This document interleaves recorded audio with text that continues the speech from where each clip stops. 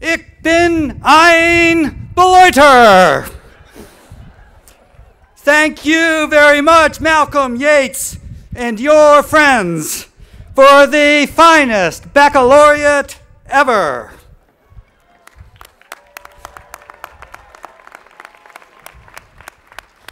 Greetings and welcome to the 163rd Commencement at Beloit College. While the raison d'etre of coming together today is a celebration of 305 terrifically talented, well-educated, and nearly commenced students into the proud ranks of Beloit alumni, it is also true that today is Mother's Day. Since Beloit College happens to be, at least for the next few hours, the home of 305 students with the finest mothers in the world, and since this college also happens to be the home of some of the finest turtles in the world, it is only right and fit that one of the very finest of those turtles, our very own Timothy Turtle, offer a particularly warm welcome to our distinctively fine mothers. Welcome, Timothy. Wow. Wow, there are a lot of people out there today. There are, Timothy, and a decent fraction are mothers just waiting for you to wish them a happy Mother's Day. Is that Senator Tammy Baldwin right behind me? Well, it sure is, Timothy. The senior class has invited her to speak to them. She generously accepted. You think if I asked Mr. Bierman that she would give me a hug or something? Well, why don't we ask? How do you feel about a little turtle love, Senator Baldwin? This is so exciting! Thank you! Thank you, Miss Senator Baldwin. Thank you very much.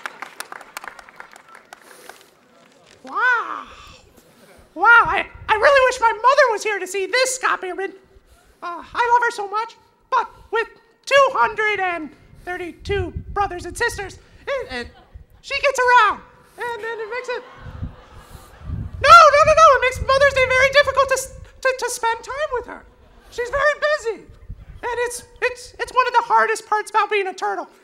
Well, I too am sorry, Timothy, your mom couldn't be here, but for most of the class, 2013, they're fortunate enough to have their mothers here to celebrate this day with them. Yeah, they're all very lucky. They are indeed. Do you think all the graduates out there have maybe gone out of their way to do something particularly nice for their mothers today? Not just like a card or something, but something meaningful that will last forever.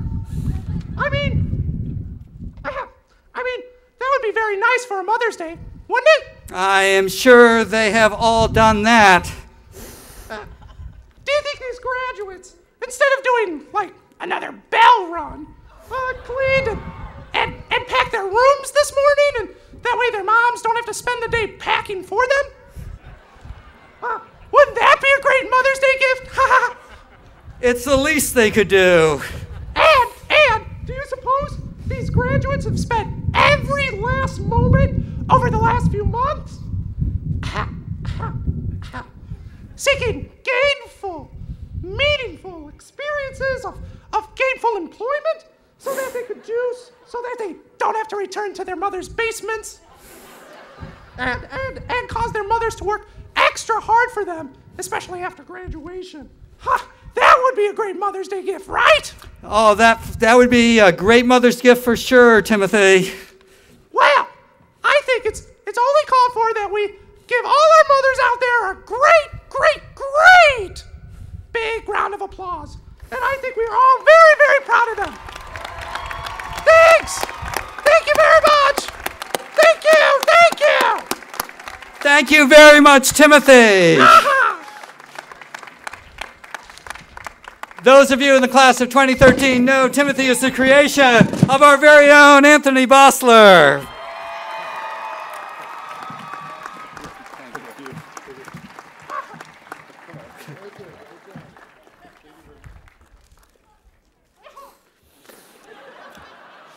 That was a surprise. So, here is a truly glorious fact about Beloit College. Its mission statement starts with our students, you. Beloit College engages your intelligence, your imagination, and your curiosity to live lives, your lives of purposeful consequence. We mean it deep, deep in our bones. We mean it. Faculty and staff mean it. Students live it daily, hourly, gloriously. And that makes Beloit College different, fundamentally, foundationally different. But to quote Professor Natalie Gummer, so what? What's the big deal about an all-in, student-centric, mission-driven education? Excuse me. Why do we care? Does it matter?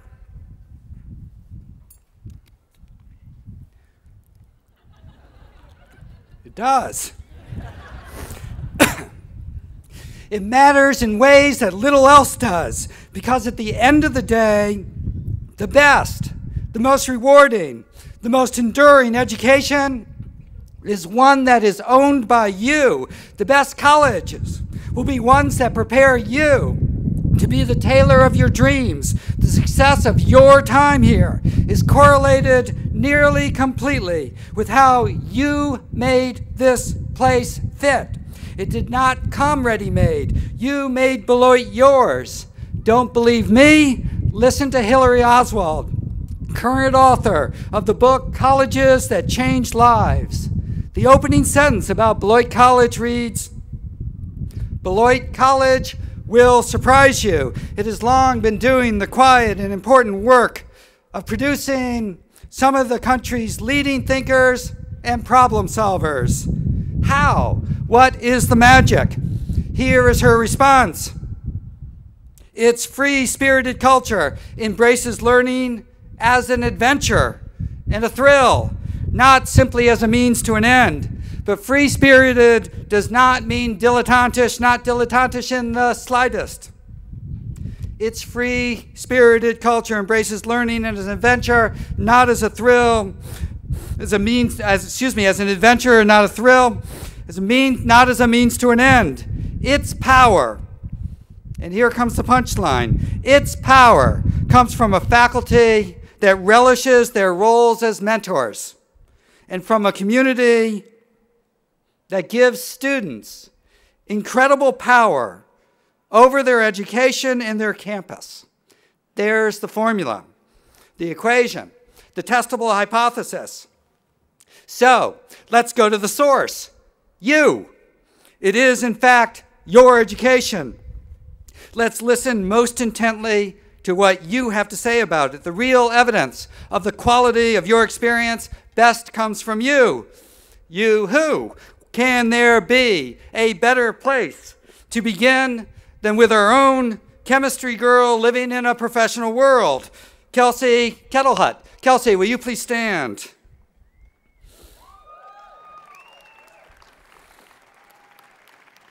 Kelsey writes, one of the biggest lessons I learned during my time here is to take charge of your path. I was told over and over again that the best way to approach a task is to transform it into what you want it to be. The lesson has caused me to take pride in everything I do and has given me the confidence to make my thoughts and ideas into reality. People who really make their learning experience their own are few and far between. Listen to Christina Erickson, head RA assistant, and Nancy Drew aficionado. Christina Erickson. Christina, will you please stand? Kelsey, keep standing. Christina writes, the major distinction that I have discovered between my education at Beloit and my friends' education at state schools that I have had a personalized education that was in my control. Beloit has allowed me the power to take whatever path I choose. It taught me to speak out, to question authority, to be proactive about getting what I want in life. And Maureen Hensel, Maureen, whose world as an animal biologist and theater rat causes her to anthropomorphize virtually everything. Maureen, will you please stand? Entrepreneurial Maureen, having a clear vision of what she wanted in an off-campus program, deftly navigated daunting obstacles in her path to find exactly what she was looking for. Through this process, she says, I learned that I am capable of making things happen. I ended up with 2 internships, one with a top Arctic marine mammal biologist who said he would like to take me on as a graduate student. Maureen, Christina, and Kelsey, these are the voices of the liberal arts in practice coming to life. Enter Joe Klein, founding member of the Big Spoon Dining Co-op. Joe, will you please stand? Joe adds, I learned I can do things. I have learned that my circumstances and the status quo of the world are not static and unchangeable. Things don't have to be the way they are. I've learned how to organize people to affect change. Beloit has given me a sense of agency over my life, a sense of agency, the ability to affect change, a purposeful life, thoughtful, reasoned, evidenced. It's hard to miss the ways, deep, strong, enduring ways that an all-in, student-centric, mission-focused experience give rise to a life of purpose and consequence and confidence that is transformative. Welcome, Alice Mitchell, who has worked with the most popular office on campus, the archives, and will be going to the University of Illinois graduate program in line science next year. Alice, will you please stand? Alice says, I have come out of my shell a lot during my time at Beloit. Nice turtle metaphor, Alice. These days, I am confident enough in my abilities and knowledge to take charge of different situations. A 5-minute presentation in high school had me worried for an entire semester, but I can now give long speeches to crowds of strangers with few problems. Let me pile on. Hear what a student of medieval female religious orders and Irish dancer of the first magnitude has to say. Emily Kittel-Quiller, will you please stand?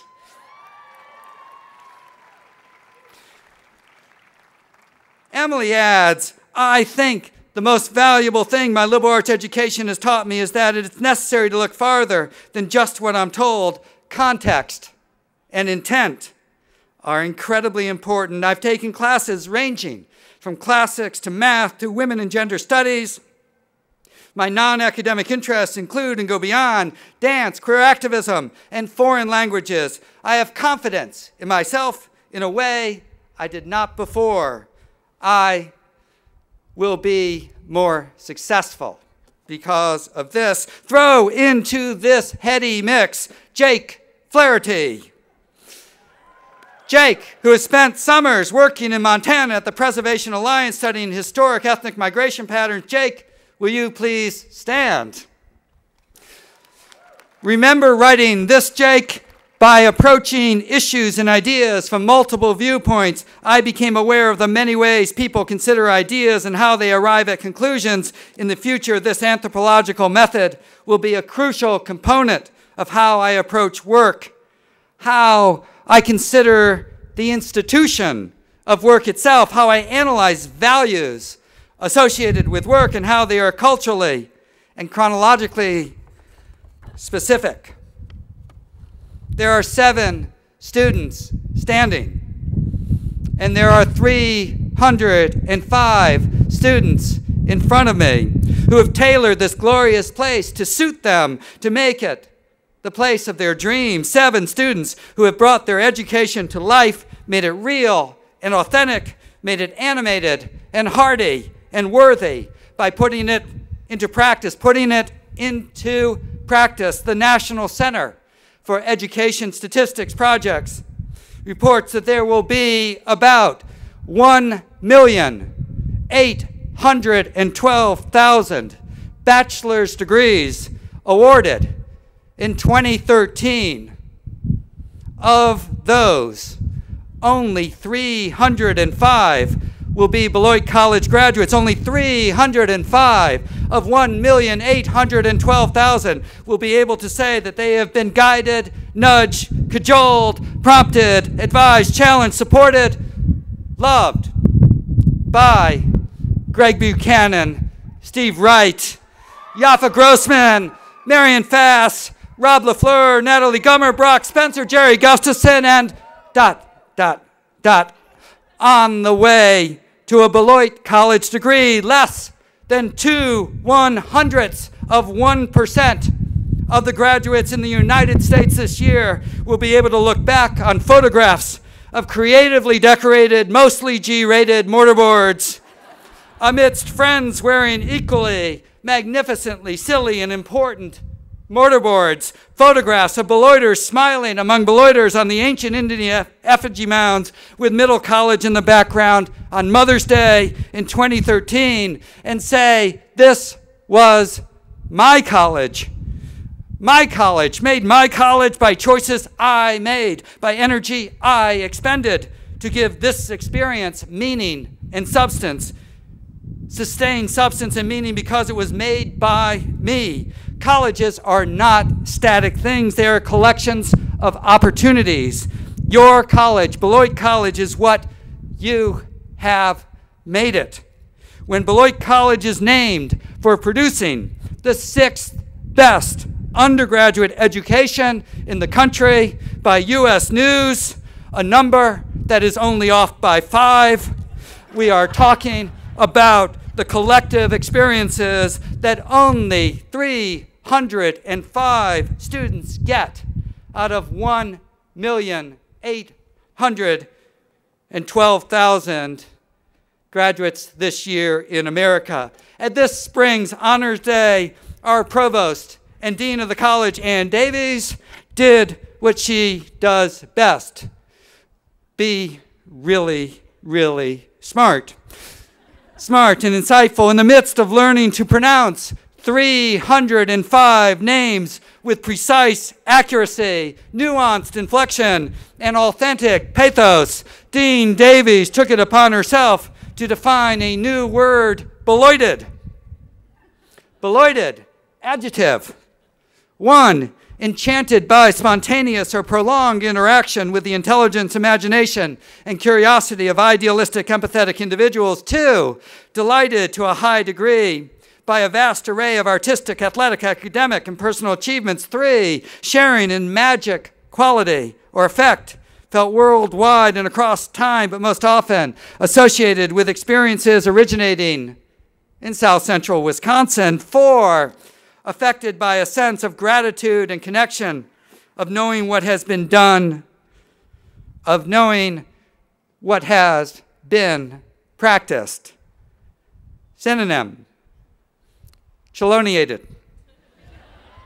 Kelsey, Joe, Maureen, Jake, Christina, Alice, Emily, you have been Beloited.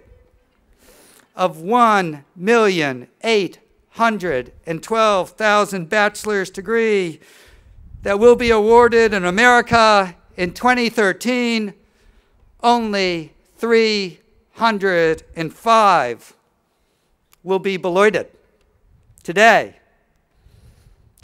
we honor the 305 of you and your college. Congratulations. It is a great day to be Beloited.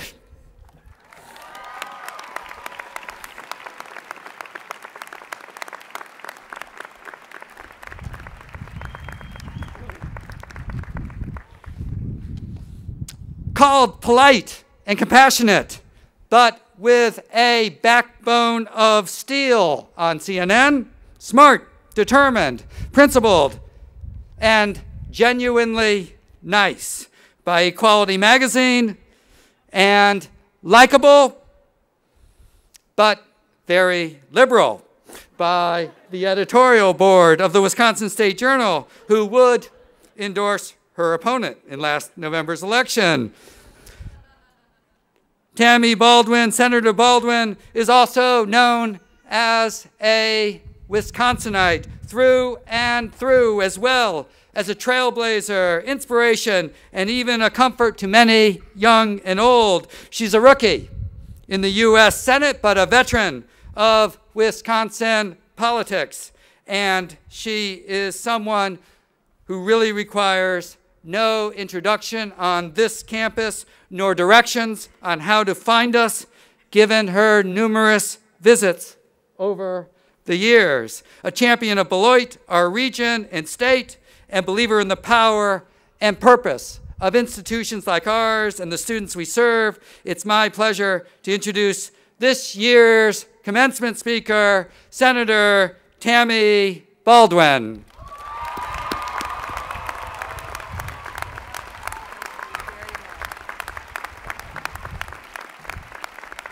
Wow. Well, thank you, President Bierman, for that generous introduction. And I want to thank the faculty and administration and staff who make Beloit such an incredible school.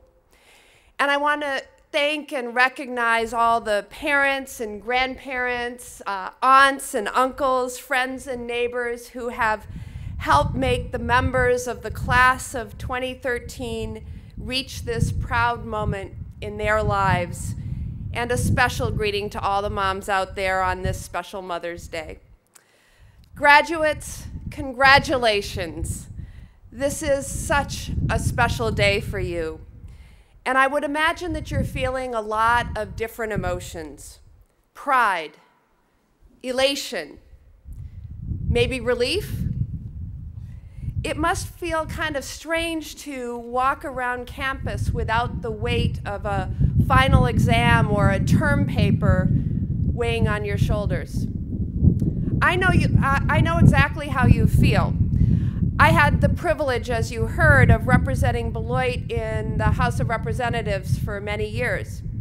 And in every campaign, Beloit College would host a debate. Now, it doesn't matter how prepared you are. When you're sitting in the green room, ready to debate your opponent, television cameras rolling, well, you know the feeling you guys got every time you saw your professor handing out the blue books? Same feeling. Last year, I had the biggest test of my career when I ran for the United States Senate. Wisconsin voters honored me with a passing grade. And I remember how I felt on election night. Proud, yes. Elated, of course. Relieved, you bet. But also a little bit anxious. After all, I didn't run for the Senate because I wanted the title. I ran because I wanted a chance to do the job. In the same way, you didn't come to Beloit because you wanted the piece of paper that you're about to receive. You came here because you wanted the chance to change the world in the short time that you're going to be in it. So just like my election night, today is a celebration, but it isn't an ending. It's a beginning. It's the beginning of something fun and exciting, but also difficult and maybe even a little scary. Some of you will challenge yourselves to make new scientific discoveries or create new inventions. Some of you plan to go to work on unlocking the puzzles of the mind or the mysteries of the ages. Some of you dream of publishing your work or completing a symphony or standing on the stage at Carnegie Hall. Some of you have your eye on a desk in the Oval Office. But all of you are going to confront the same question pretty soon. How do I start? I spent my first few months as a freshman senator confronting that exact question. And I know it's unorthodox for a freshman to give advice to seniors, but let me tell you how I tried to answer it. As I traveled the state of Wisconsin in my campaign, I saw so much potential, and frankly, a lot of pain too. Beloit itself is a perfect example. Here we have a world-class college where students are doing incredible things. But we also have a community outside the campus where unemployment is too high, and middle-class families are struggling just to make it. How can the state, where we've made things for generation, paper, tools, engines, and yes, cheese, brats, and beer, how can the state be losing manufacturing jobs to other countries? How can a nation that boasts the biggest economy in the history of the world have so many roads going unrepaired, so many businesses struggling to keep their doors open, so many people who've been out of work for months or even years? I decided I'd run my campaign on a simple message. We can do better for our workers, our manufacturers, our small businesses, our families.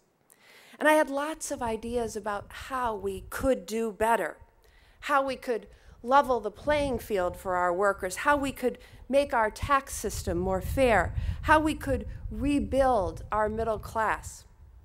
But when I was sworn into the Senate, there was that question.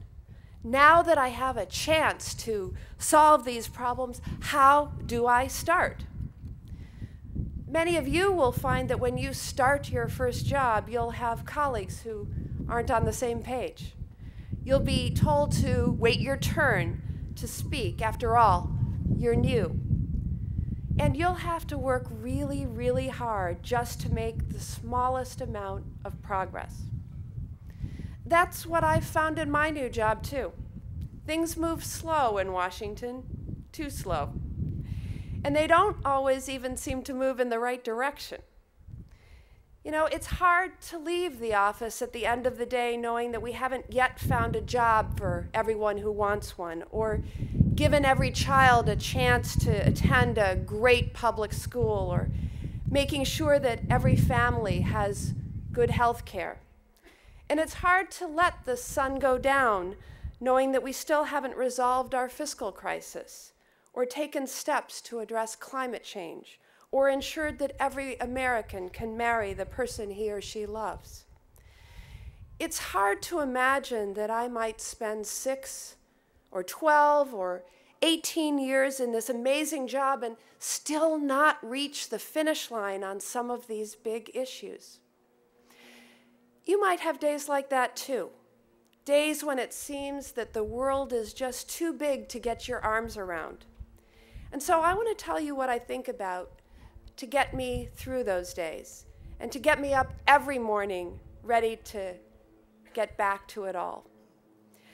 Believe it or not, I was a math major back in college. And I had this professor, a terrific professor named Jim Henley. Now, I was a pretty sharp student, but my first class with Professor Henley was a real tough one, infinitesimal calculus.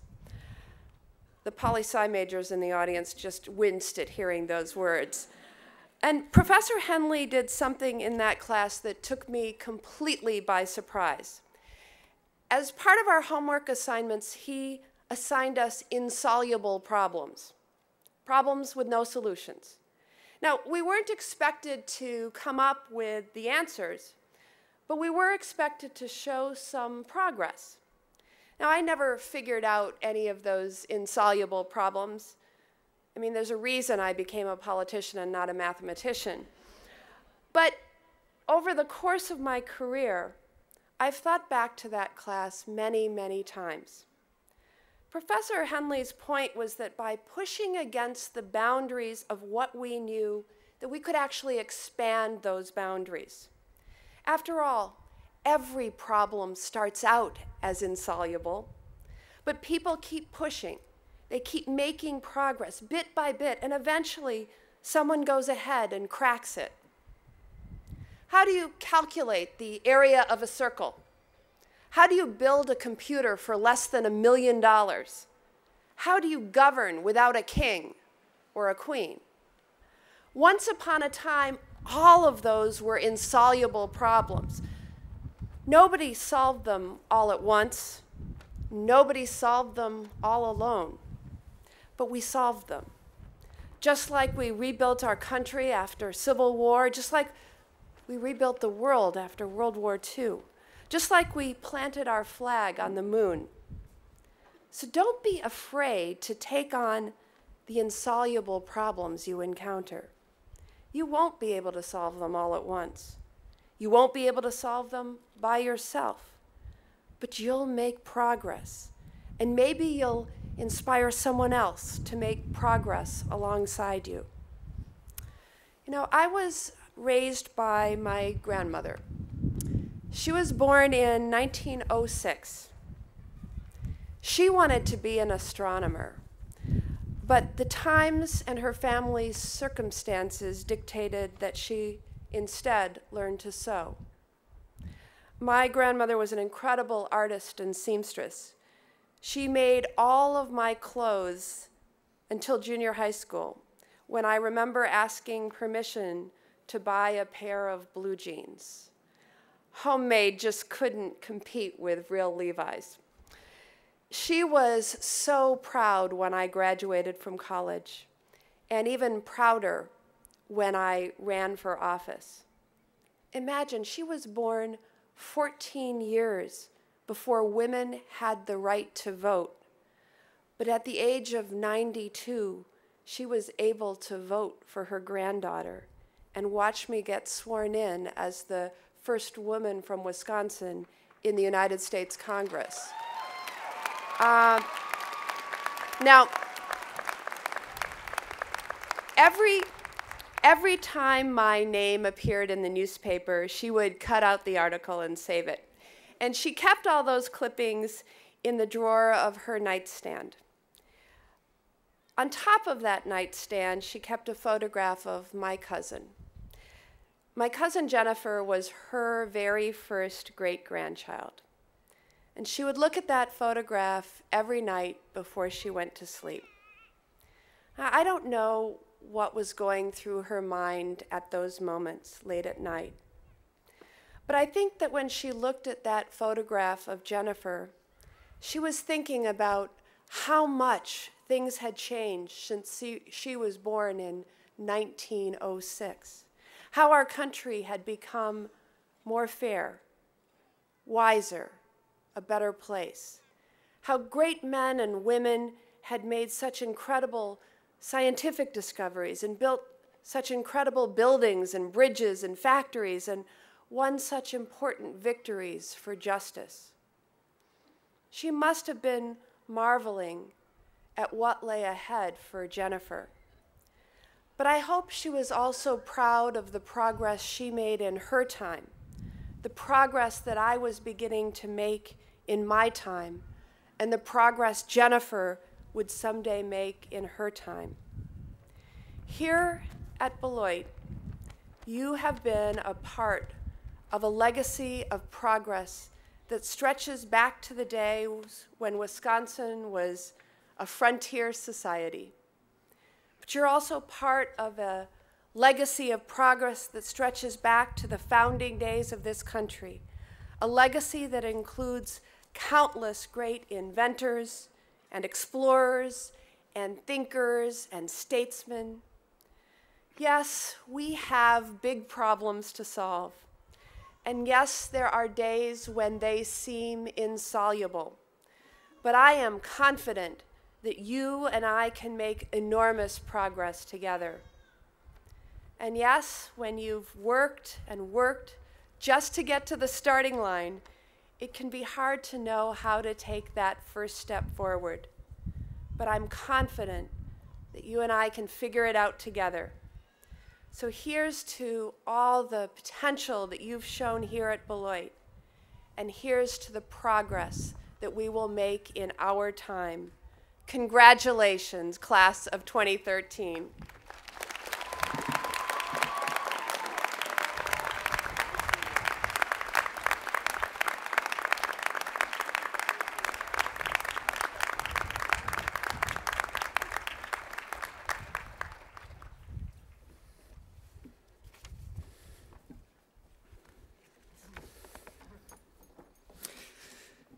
The Administrative Policy Manual of Beloit College provides that honorary degrees may be granted to those whose achievements are extraordinary and who represent by their lives and works the ideals of which Beloit College stands.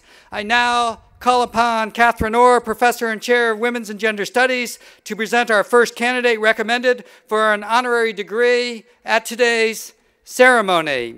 And as Professor Orr comes up, let me mention that the 7 Beloited students you met during my opening comments all were members of a class jointly taught by Catherine and Jessica Fox Wilson titled Translating the Liberal Arts. And as you can tell, I am very appreciative of their most valuable efforts.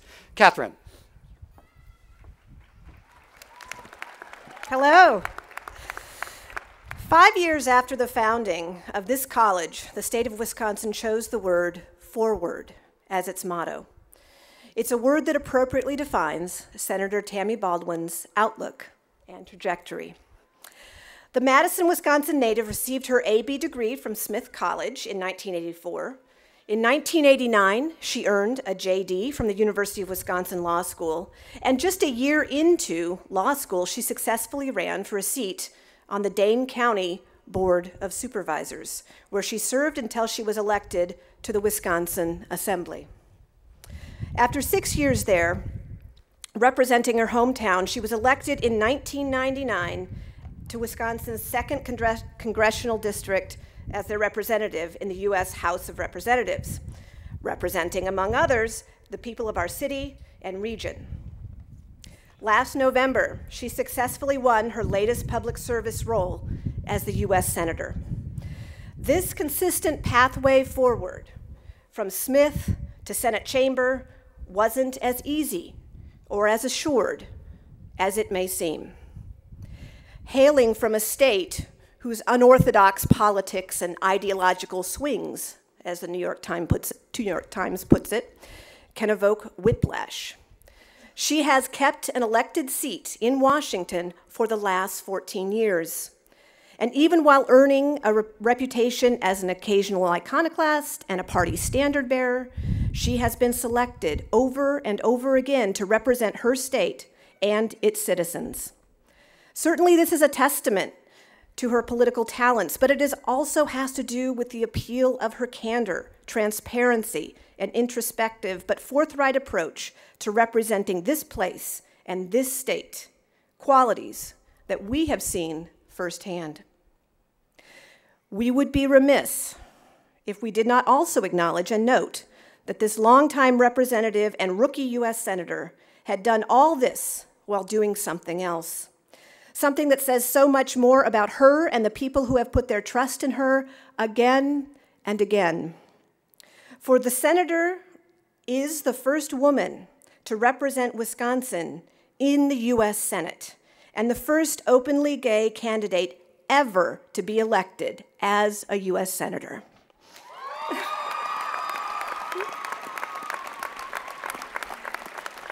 This senator, our U.S. Senator, doesn't shrink from difficult situations or hide from disagreements or differences of opinion.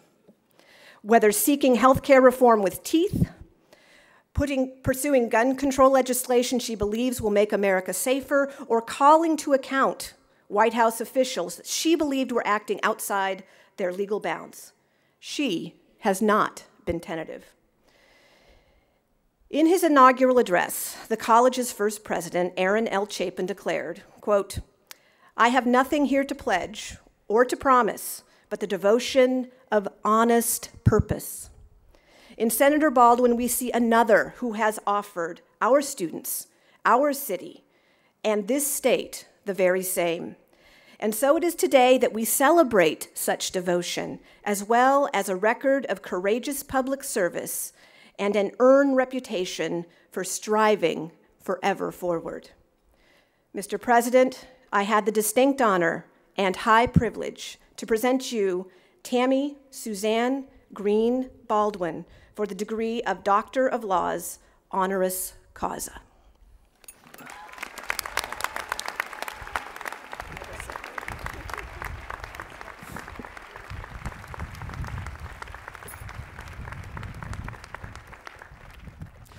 As president of Beloit College, it is an honor and a pleasure to confer upon you, Tammy Baldwin, with this Beloit College diploma, the degree of Doctor of Laws, honoris causa, by authorizing the Chief Marshal to invest you with the appropriate hood.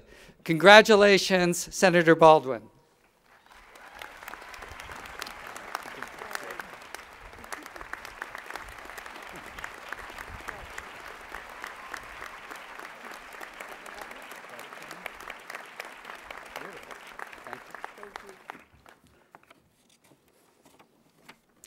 I now call upon Beloit's Chair of the Board of Trustees, Jim Sanger, to present our second candidate recommended for an honorary degree at today's ceremony.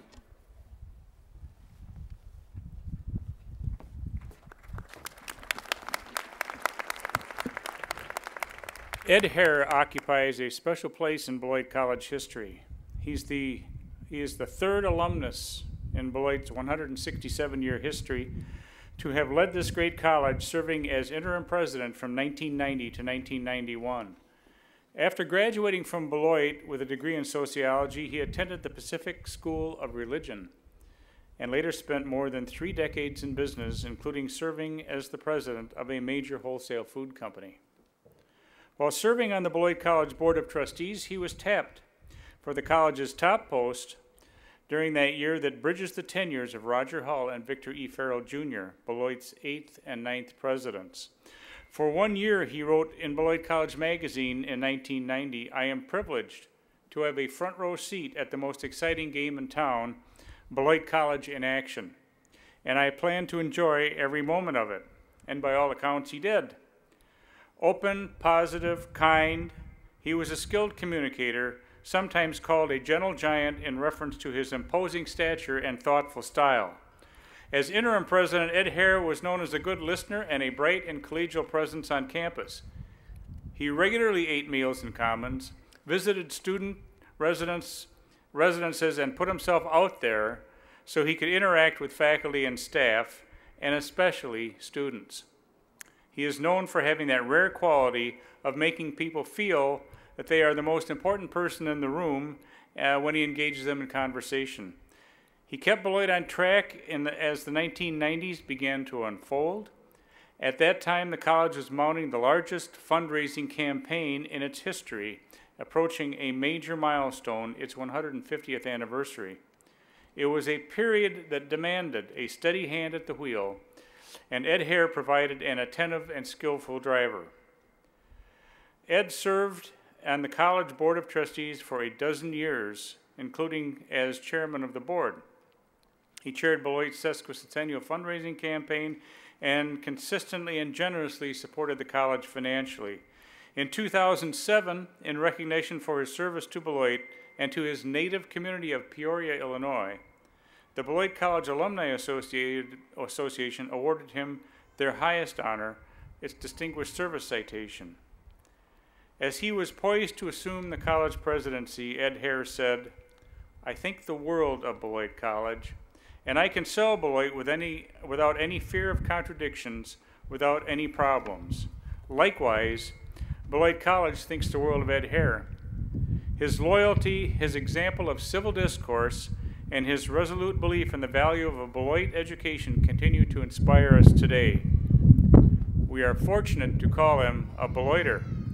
Mr. President, I have the distinct honor and high privilege to present to you Edward C. Hare for the degree of Doctor of Humane Letters, honoris causa."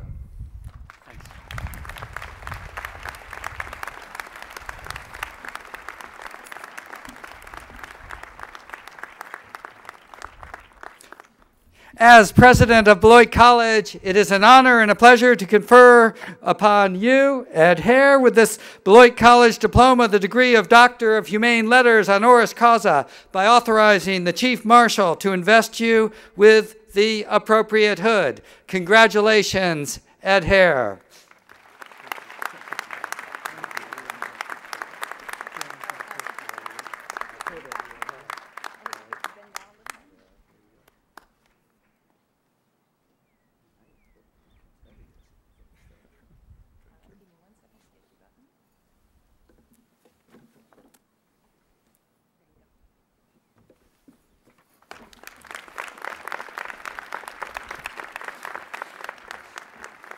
I now call upon Ann Davies, Provost and Dean of the College, to present our third candidate recommended for an honorary degree at today's ceremony. Ann.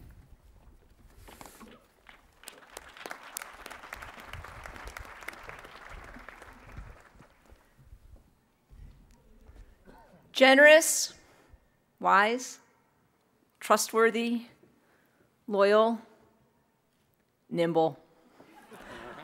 All words that describe Dick Nemec, whom we honor today.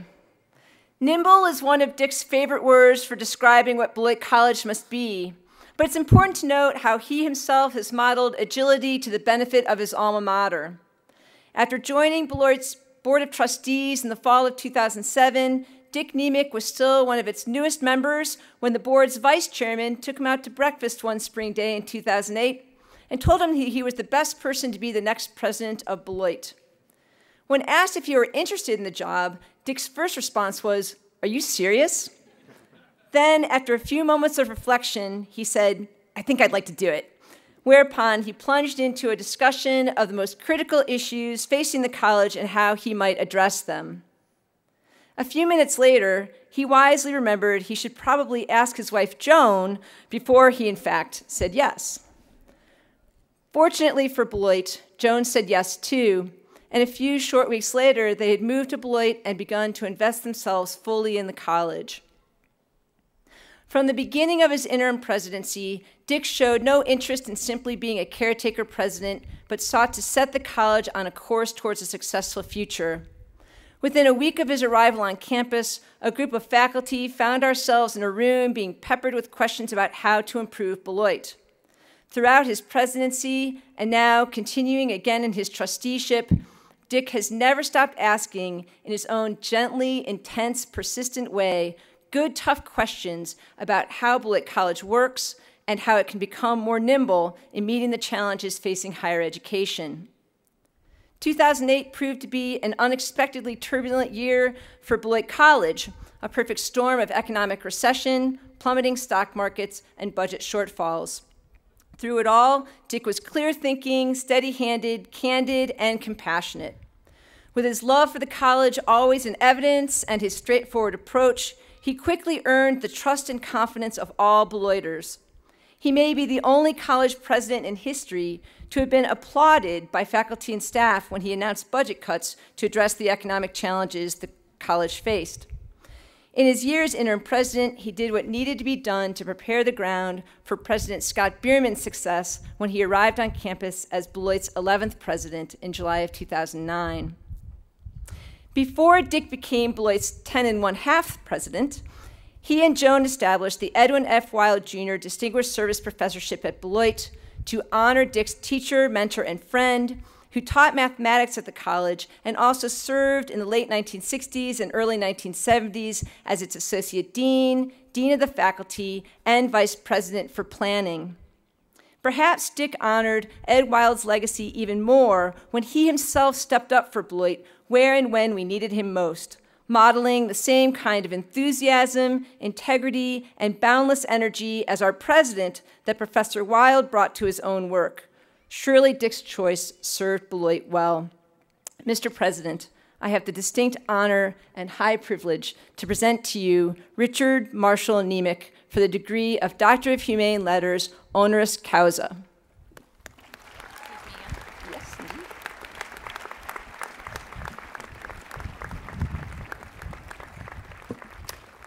As president of Beloit College, it is an honor and a pleasure to confer upon you, Dick Nemec, with this Beloit College diploma, the degree of Doctor of Humane Letters, honoris causa, by authorizing the Chief Marshal to invest you with the appropriate hood. Congratulations, Dick.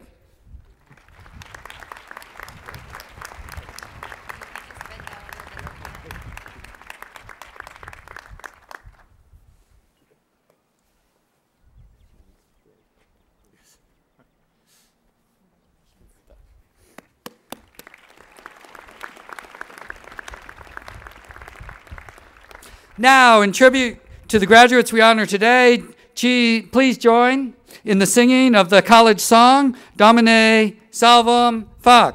The words and music are printed At the back of your program, members of the Beloit College Chamber Singers and Anna Crucis, directed by Susan Rice, will lead us in our song.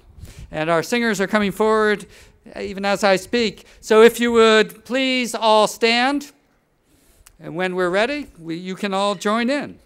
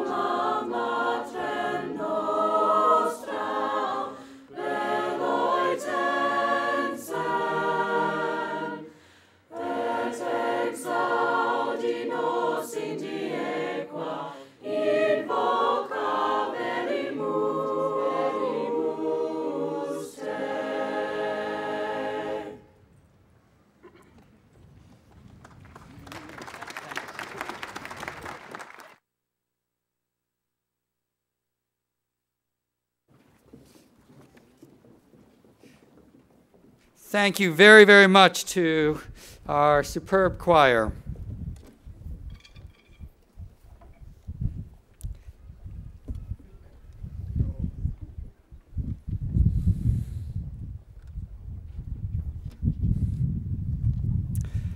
I now call upon Tom McBride, Professor of English, and Gail and William Kiefer, Professor of the Humanities, to present the first candidate recommended for emeritus status at today's ceremony. Professor McBride.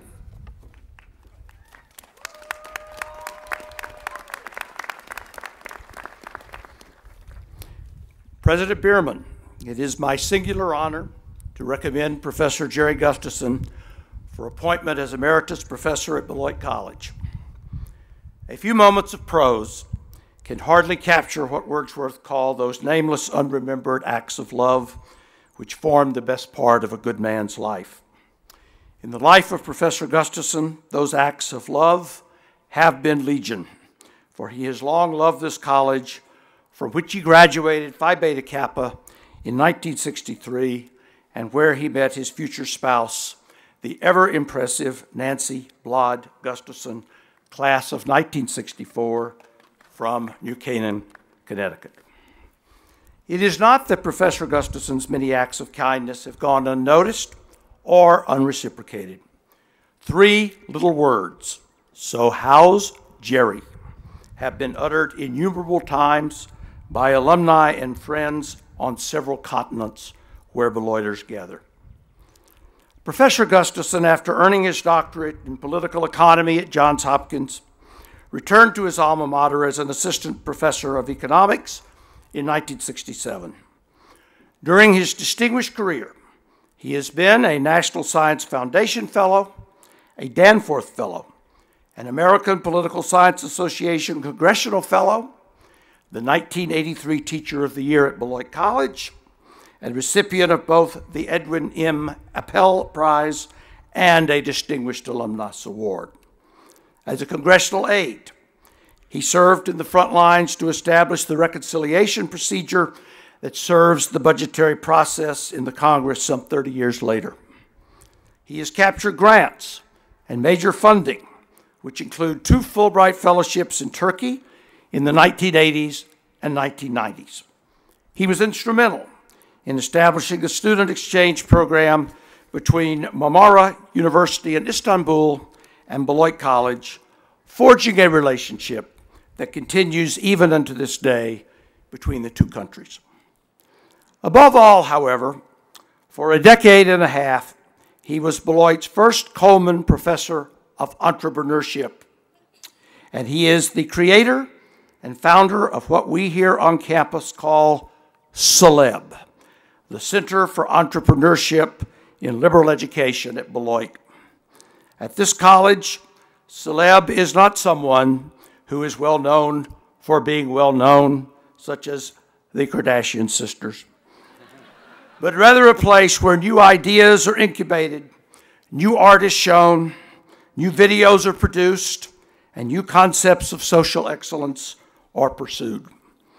Professor Gustafson has gone so high in the field of entrepreneurship education that he has served on the Kauffman Center Advisory Commission with colleagues from Chicago, Stanford, Northwestern, Indiana, and George Washington universities.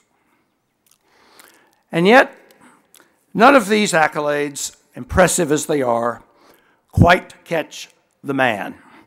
Among other things, a superb economist, a fine jazz saxophone player, and a devoted visionary. Professor Gustafson believes that a liberal arts college is a proper and distinctive place to help students become entrepreneurs, to snap out of their apathy, find the talent they didn't know they had, discover traits of persistence, learn how to listen and learn, and to mine within themselves the courage to take just a few risks. As he himself said in his insightful citation of jazz great Branford Marsalis on this stage nearly 2 decades ago, the liberal arts covet for their students the ability to harmonize with diverse groups, quote, play in any key, yet pursue their own style with integrity. Few professors among us have been so undeterred from a mission of teaching all students, whether blessed with great academic talent or not, that happiness in the pursuit of excellence is that vital ingredient of a life well lived.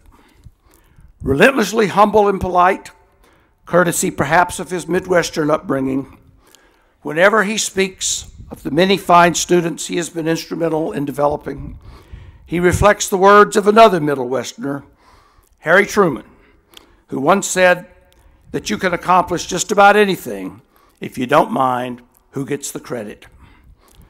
Few of us at Beloit have been such an implacable foe of an education that deadens the spirit, and none of us has been more expert in delivering students from the torpor that can overtake their lives. Former students who say Jerry has made all the difference range from Boston to Bulgaria. As one of them once said, we love Jerry because he has this uncanny ability to get you to know yourself. President Bierman and all gathered here today, may this great college long be inspired and taught by the dedication and spirit of Jerry William Gustafson.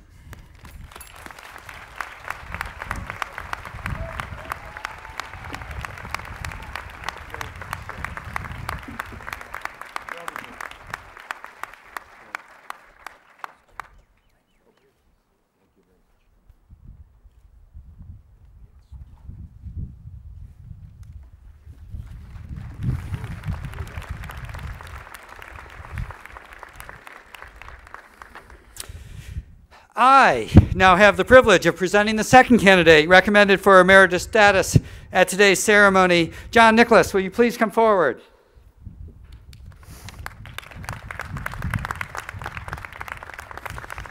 There are few roles at a college more important, more complicated, and more unsung than that of the Chief Administration Officer and Treasurer. The Vice President in this role must have a vision with an accountant's focus and a planner's eye. He or she must be a collaborator and a practitioner, a builder and a demolitions expert. All this just to get an interview.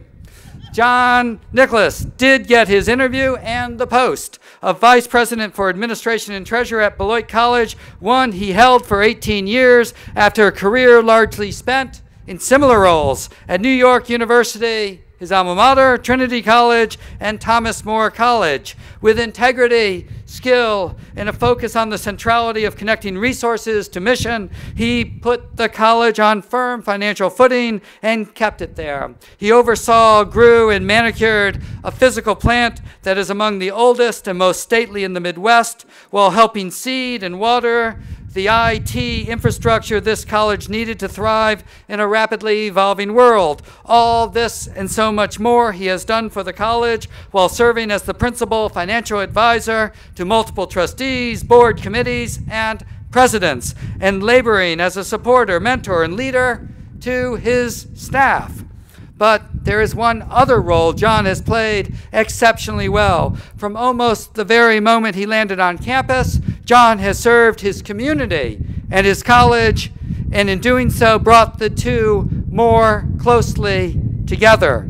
His official titles and roles in this work are Legion. He served on the Downtown Beloit Association from the time of his arrival to 2000, and even chaired the organization from 1998 to 2000, was Volunteer of the Year in 2007, and received the Legacy Award last fall. Across town, he served on the City of Beloit's Police and Fire Commission from 2001 to 2006, including a term as president, an inaugural member of the board of directors of the Greater Beloit Economic Development Corporation. He also chaired that organization in 2010 and 11. He was a key player behind the renovation of the former Beloit Hilton Hotel into the college's, and yes, the city's, Turtle Creek bookstore, and one of the champions who helped herald the development of the Beloit Inn, arguably two of the downtown district's crowning achievements. But John's efforts were never trained solely on such large-scale projects. He also served both Beloit City and College as a longtime mentor and tutor in the Junior Achievement Program and a driver and deliverer of Meals on Wheels. Should all this not clearly expose his handiwork, you can even see it in our historic College Park neighborhood with the fascia and facades of our residences, where paint colors he helped select with names like Pearson's Red, Turtle Green, and Eaton Ivory. John has done all this while, to use a term he has himself coined, becoming ever more Beloited. At every turn, his decisions have reflected his enthusiasm for supporting the work of those who best live the college's mission and serve the college's students. For his service, Nicholas has endured several ovations by the Board of Trustees of the college in recent days, salutations by fellow Beloiters downtown and across the city, and quiet words of thanks from friends, neighbors, and colleagues.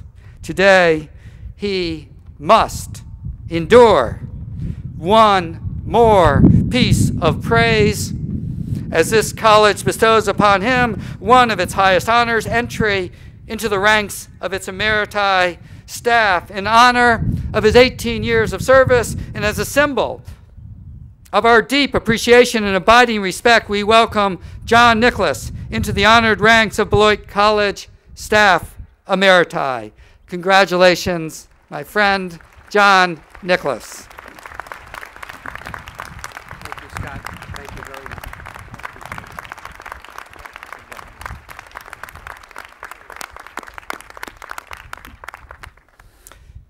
I now call upon George Lazinski, Professor and Chair of the Chemistry Department, to present the third candidate recommended for emeritus status at today's ceremony.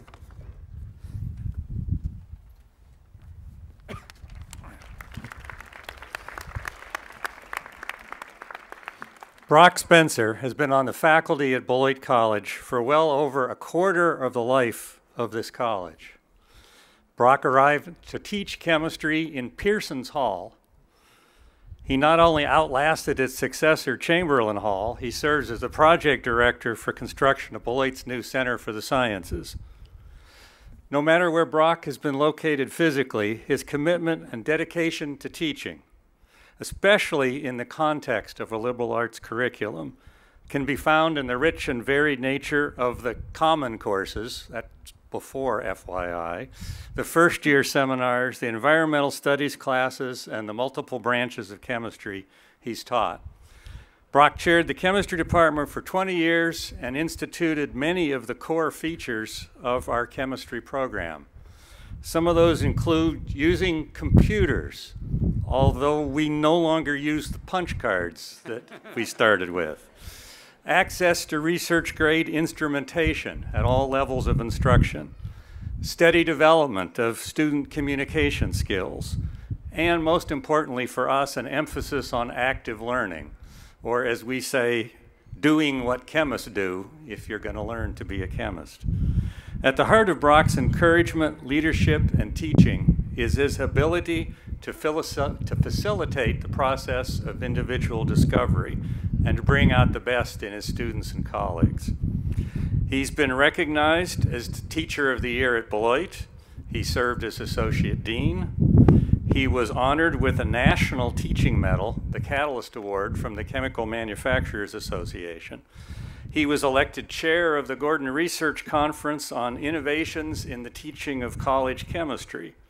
And he received the Distinguished Achievement Award in 2011 from the Alumni Association of a college a little farther north named Carleton. He has done research in Lund, that's in Sweden, Cambridge, the one in England, Madison, most of you know where that is, Berkeley, Richland, Uppsala, Cleveland, and in Beloit. Brock has had a significant impact on his students, his profession, and his colleagues, both at Beloit and elsewhere. He organized faculty from multiple institutions in the Mid-States Consortium and again in ChemLinks to work together to improve teaching and learning. In the design of the Science Center, he made academic programs the guiding principle. He involved his students in researching green options that contributed to the recognition of that building as a Platinum LEED facility. He has always helped students locate research posts and encouraged them to apply for those positions. In all of these ways, simply by teaching, as he has every day in his classes, Brock Spencer has made a difference. There's a recurring phrase that students have written over and over in Brock's course evaluations. Brock made me think. The faculty who have been his colleagues can say the same. As a symbol of our deep appreciation and abiding respect, we welcome Brock Spencer into the honored ranks of Beloit College Facultae Emeriti.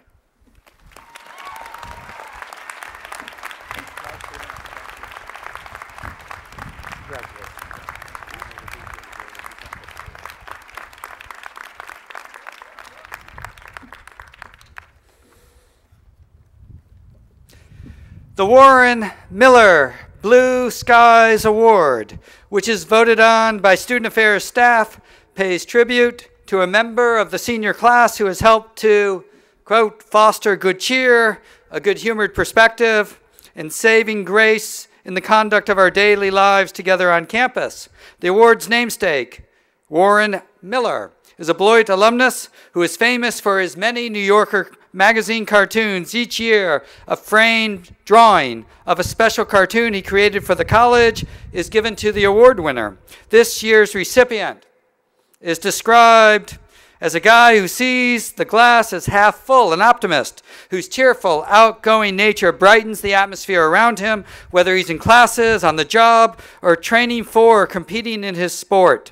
In the Learning, Enrichment, and Disability Service Office, where he works as the Dean of Students Liaison, he manages multiple priorities with enthusiasm and good cheer. A summa cum laude graduate with a major in departmental honors in psychology and a minor in philosophy. He embodies the scholar athlete. He graduates today with membership in 3 honor society, Phi Beta Kappa, mortarboard, and Psi-Chi. He brings an upbeat attitude to everything he does, and he does a great deal on campus. He is an active member of the Student Athlete Advisory Committee, team captain for both cross-country and track and field, and an orientation leader who has helped smooth the transition to campus life for many new students, a talented runner. He is a boisterous supporter of his fellow cross-country and track and field athletes, and he serves as a solid role model to many younger athletes. Head track coach Brian Blasey says he considers it a joy and an honor to have worked with him and coached him these past 4 years. Would Jason Busak from Cottage Grove, Wisconsin, please come forward to accept the Blue Skies Award.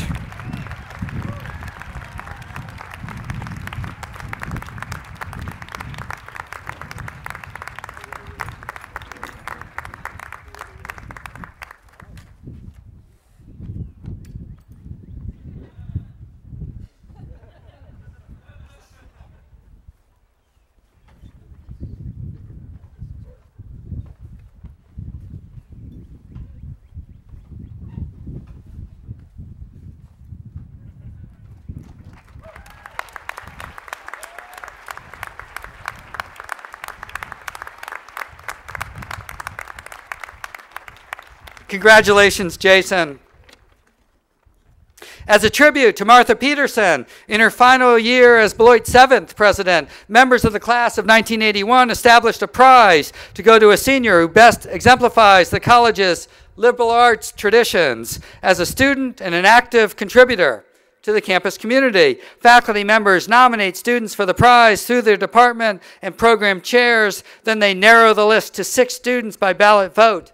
Those nominations are presented to senior class members who vote on the recipient of the prize. This year's recipient has long known what it means to be a Beloiter because she's had 3 excellent role models. Both of her parents and her brother are Beloit alumni. She was one of a group of students who founded the Beloit Public Health Initiative, which is dedicated to reducing sexually transmitted infections and improving the health of the people who live in Beloit and Rock County.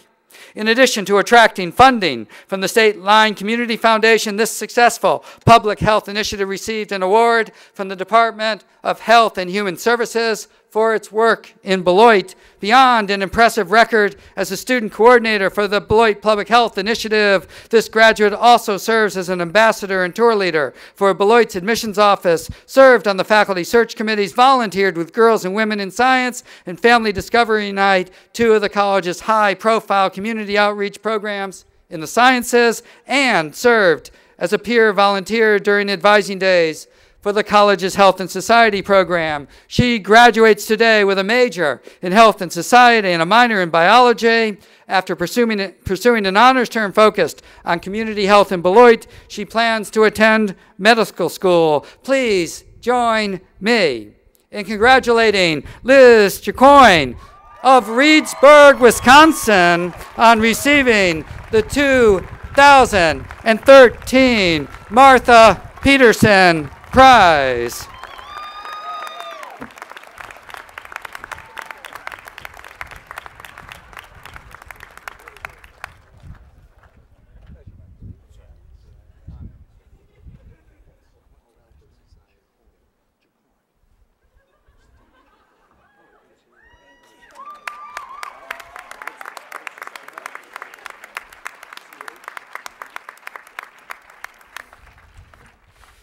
Liz and I actually shared the same boss. We both, I'm not sure you're going to be happy that I say, we both worked for Tommy Bartlett's water show in our respective youths.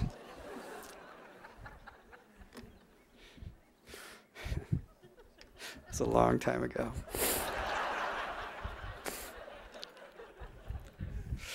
The senior chosen to deliver the class address is Hannah Warren. Please come and join us up here on the stage, Hannah.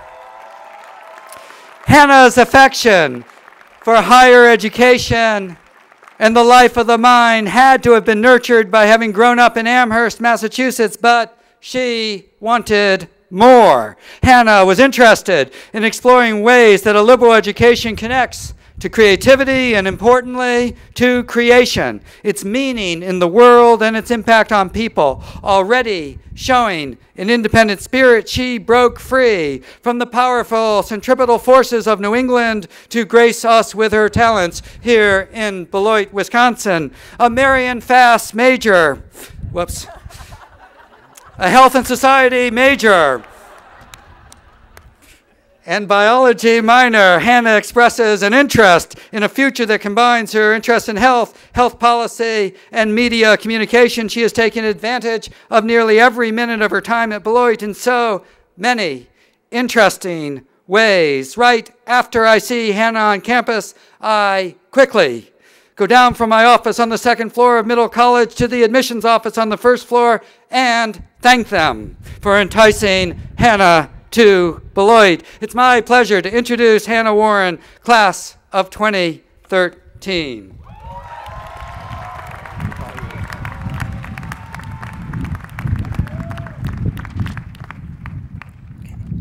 I'm going to start by admitting that I didn't read the Beloit College mission statement until this year. But I'm glad I finally did. It begins with, Beloit College engages the intelligence, imagination, and curiosity of its students. And I really think those words speak to our experience. Few other colleges place so much significance on the ideas of imagination and curiosity, especially in a mission statement. And I really believe that over these past 4 years, our sense of curiosity and imagination is exactly what has fueled our ability to create. Members of the class of 2013 have contributed to this institution in so many ways, taking advantage of support, resources, peers, staff, and professors, all the while shaping ideas into actual things. Things that are sculptures, things that are campus clubs, sustainability projects, newspapers, co-ops, small businesses, theses, internet applications, community projects, dances, new curriculum, scientific discoveries, published stories. We have learned theory, we have seen the conceptual, but we also have a sense of practicality. And deep curiosity and imagination, eventually leading to practicality, is exactly what the world needs more of.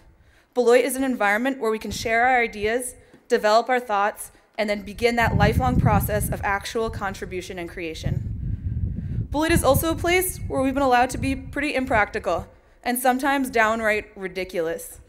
Only at Beloit College could I sprout the idea of Gingers of Beloit, a club I started with Katherine Jensen freshman year that serves as a support system and discussion group for redheaded and freckled students and their allies.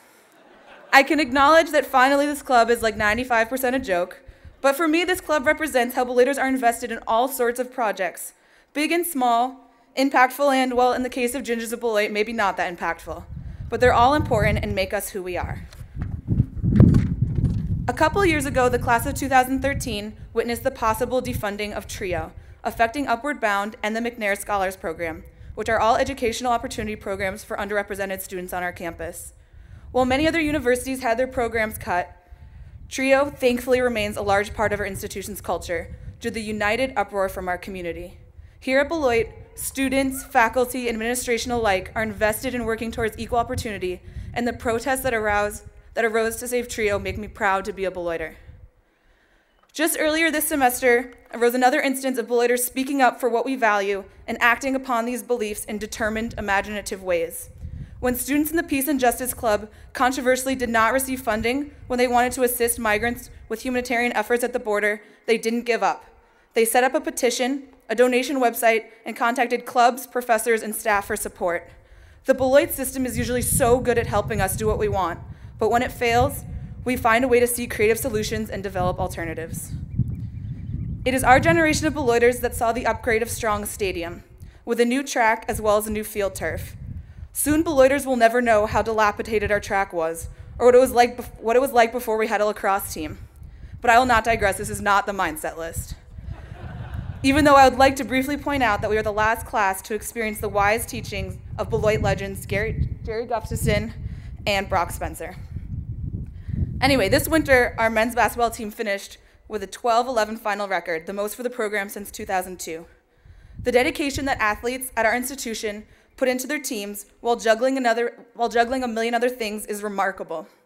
We often brag about our close relationships with professors, but the role of a Beloit coach should never be underestimated. I have seen some of the beautiful portraits that Dave Eckberg makes for all of his cross-country seniors, and I realize how special athletics at Beloit are. And I think many of us can agree that the student body overall could maybe attend a few more athletic events in general, and maybe try not to alienate a third student body in the school newspaper. But when the stadium or gym is packed, something pretty unbelievable happens. A spark ignites, and the crowd is full of energy. Even a Beloiter at their first baseball game, with a limited understanding of the sport, can feel the hard blow of a close loss. Only at Beloit would students chant at Carroll College fans, "Go back to your dry campus!" But really, it's only in good fun, because you see at Beloit, even our chants are creative. Whether you relate more to the buccaneer or the turtle, you flaunt a lacrosse stick or a boffing sword, chalk the sidewalks with AOT or Tron, study in the Science Center or Campbell, we have all found our niche here. We have made places for ourselves in this weird little world. And by the way, you have to be a resident of this weird little world to really understand anything I just said, because we've even created our own language. Remember, only at Beloit do 609, 840, OEC, Goga, DKs, Spiel, Pete Rat, Che Tre actually mean something. This creative energy alive on our campus can also be seen in the tradition of Bizarro Beloit, which for those of you who don't know is a costume party typically hosted by Art House each spring, where students dress up and impersonate another member of the Beloit community for the night. The close-knit nature of our community, fueled by our dedication to imaginative fun, is what makes Bizarro Beloit such a great tradition and says so much about our college. And only at Beloit would there be an imitation fraternity, Rho Theta Theta, also known as Pooh House. Beloiters exhibit our spirit in so many ways, such as the pride and spontaneous competition that rule our intramural sports teams, Tron. The vivid imagination needed to write a successful and dynamic LARP plot. The preparation it takes to plan a fun and popular Greek Rush Week.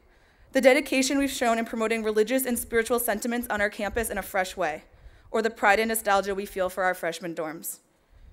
What it comes down to is that I really want to find a way to articulate what we have going on here besides using the words quirky or weird, because I don't think they really do us justice. If anyone has figured that out, please let me know. I believe Beloit College is a place where if you ask for what you want and you really try, you can usually succeed. We have used our initiative to land competitive internships and jobs and design our own theses and special projects. We have learned how to be persistent enough to get into a full class. We have learned to be persistent enough to get to the library right when it opens. We have used our courage to accept challenges that push us outside of our comfort zone or travel across the world to study in foreign cities. And I'd also like to point out that it takes courage to be someone who doesn't go abroad, who committed all their time to Beloit, pursuing things like double majors, athletics, and employment here. I feel blessed to have had the opportunity to study abroad for a semester in Copenhagen, Denmark, during the spring of my junior year. Yet when it was time to leave, I was ready. And I realize now it was because I missed the imagination of Beloit College. The people I studied abroad with were certainly nice and well-rounded, great people, but I realize now that the Beloit student body is exceptionally dynamic. Here I have met people full of excitement and humor. We tell hilarious stories and have unusual talents. We're self-deprecating. Here I surround myself with people who make mistakes because they take risks and live outside of what is obvious and normal. We are constantly exploring in our conversations, our studies, our city, and sometimes even in which academic buildings we climb on the weekends. That never happened. My idea of normalcy, as well as my sense of adventure, has been completely altered by Beloit, and I refuse to have it any other way. Beloit being a small residential college has really forced us to get to know each other. The nature of our life here revolves around the other people with us, and we make our own fun better than anyone else I know.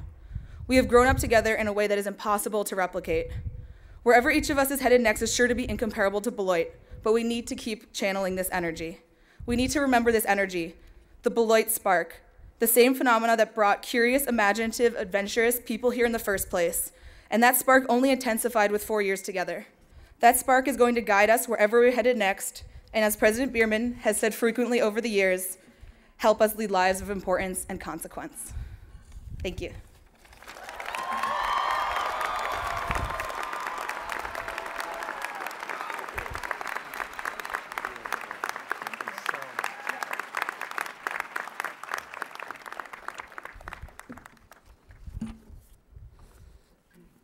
I'm now pleased to introduce the Vice President of the Alumni Association Board of Directors, Jeff Jensen, member of the class of 1982, and more importantly, father of Catherine, class of 2013. Jeff.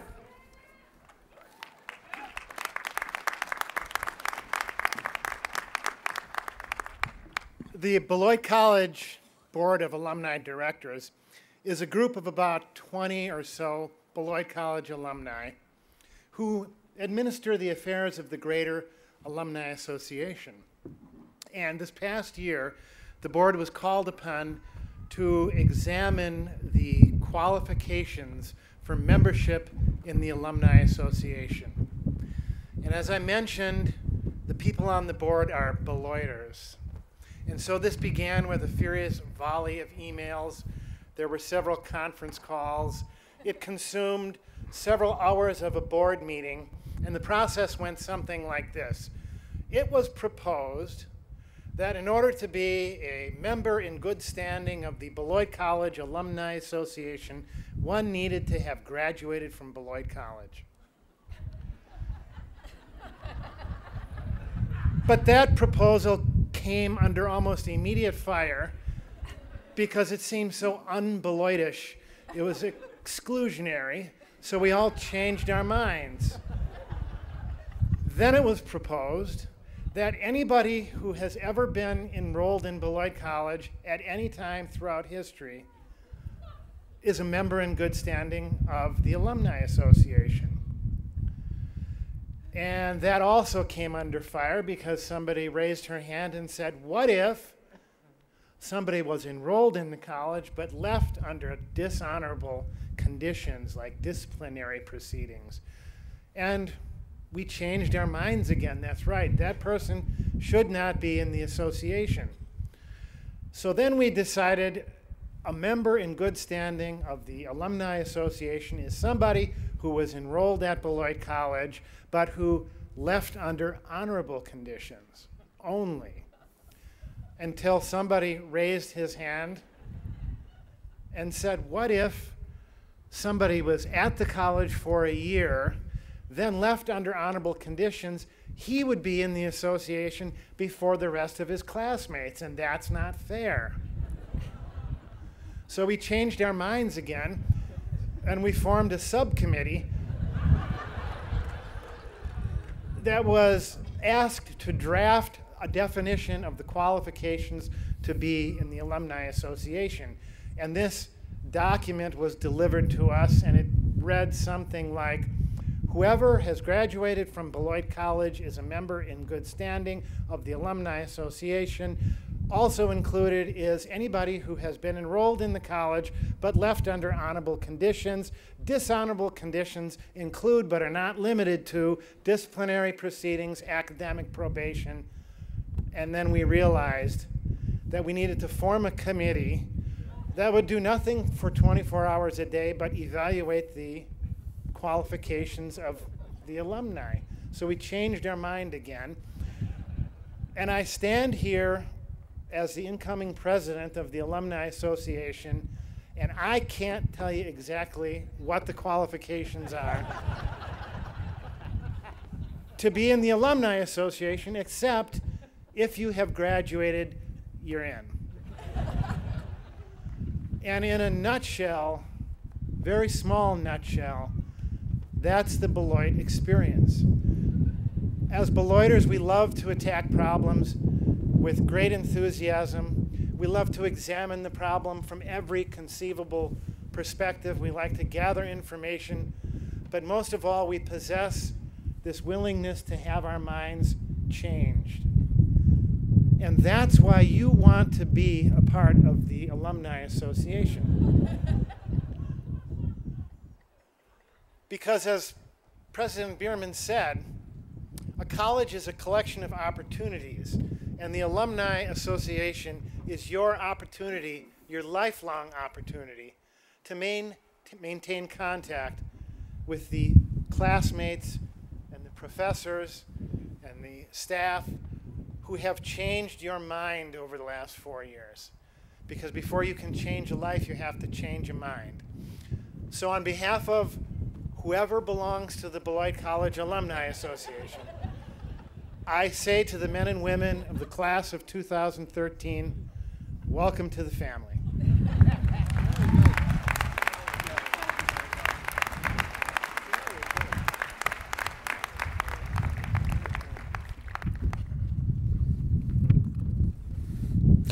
I now call on James R. Sanger, Chair of the Board of Trustees, to bring greetings to the graduating seniors on behalf of the trustees and to present the board statement of authorization for the granting of Bachelor of Arts and Bachelor of Science degrees at today's exercises.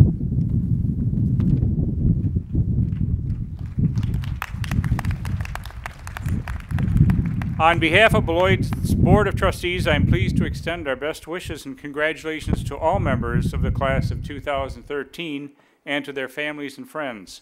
It's my pleasure to inform you that the Board of Trustees has authorized the awarding of appropriate degrees at this year's commencement exercises to all such students as have been certified by the registrar and approved by the faculty.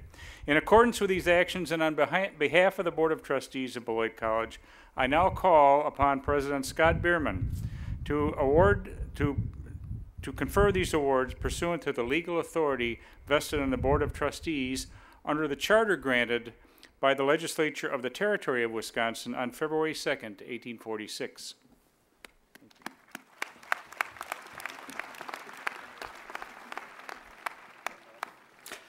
Dean Davies, will you now please present the candidates for degrees?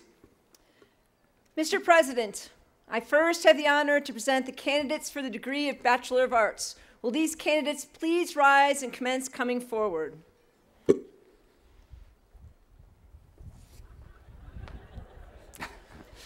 Yes, that's good. Yesterday you were so smart. A candidate who attains the highest scholastic standing during 4 years of work at Beloit College is selected to represent the group and to receive a hood in recognition of this achievement.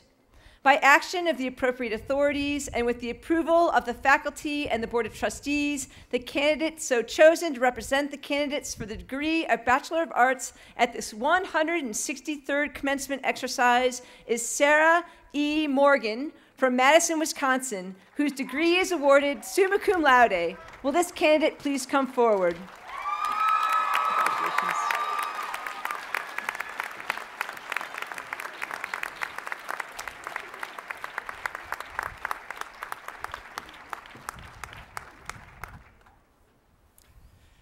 In accordance with the recommendation of the Dean of the College on behalf of the faculty and the Board of Trustees of Beloit College and by the authority vested in me, I confer upon you the degree of Bachelor of Arts. The token of the hood now placed upon you confers upon all the candidates whom you represent the degree of Bachelor of Arts together with all the rights and privileges thereunto pertaining.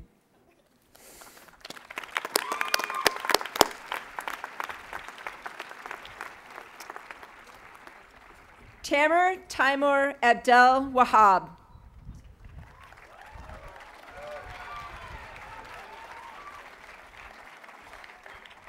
Joanna Elizabeth Albertson Grove, magna cum laude.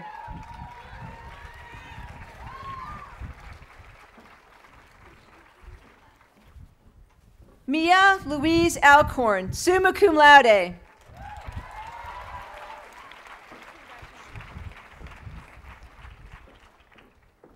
Claire Elizabeth Ulrich, summa cum laude, departmental honors, dance.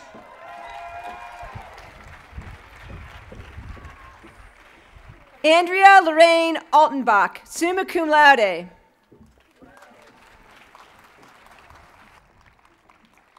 Alyssa Christine Anderson.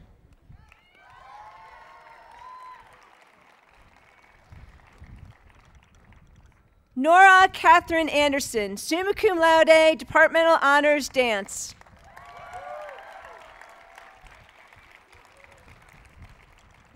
Weston Lewis Anderson, cum laude.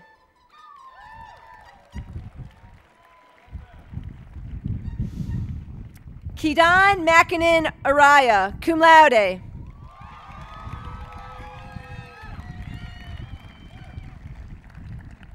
Congratulations. Natalie Joanne Asmussen, magna cum laude.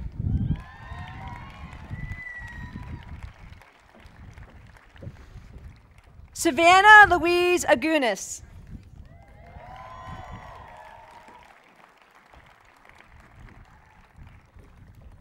Clara Denise Bauer Baker, cum laude.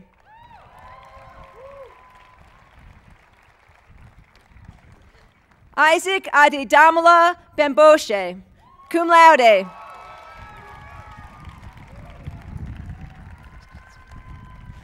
Lena Margaret Barkin.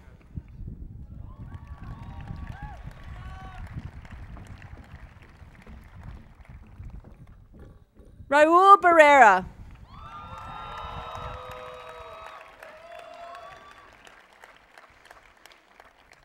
Kelsey L. Bartolozzi, magna cum laude, departmental honors, psychology.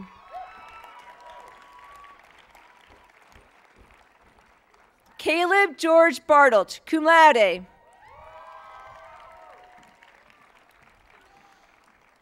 Emmeline Judith Beck, magna cum laude.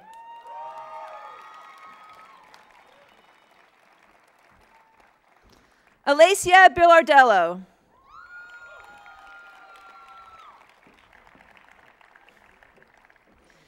Julia Ann Blatchford, magna cum laude.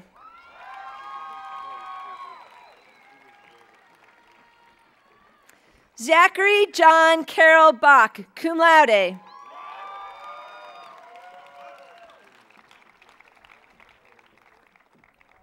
Caitlin Marie Betcher, summa cum laude.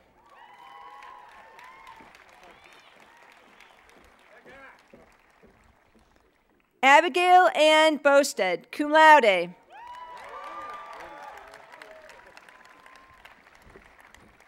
Alexia Vanessa Borland.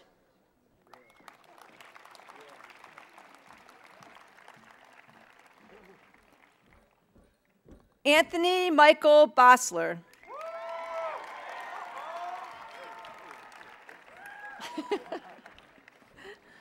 Walter O. Burdash.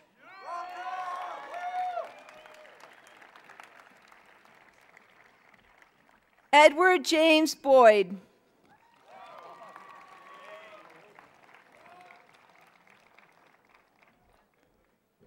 Mark Alexander Bromwich.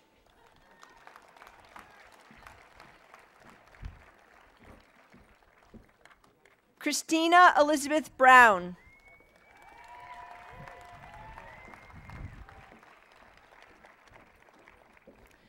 Meg Brown.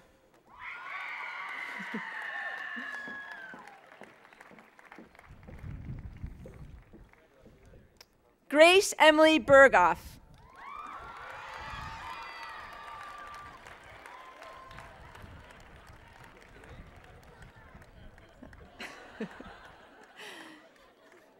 Jason Brian Busak, summa cum laude, departmental honors, psychology.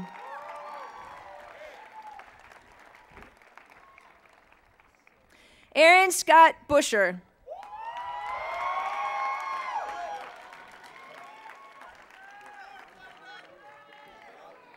Elizabeth Ann Capstick.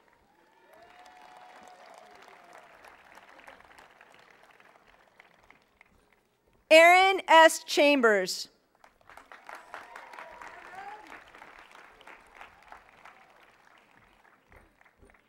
Elizabeth Ann Cheney.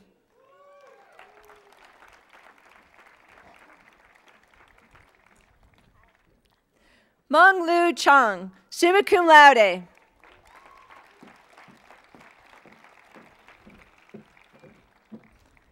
Elizabeth Hoppick Chicoine, cum laude.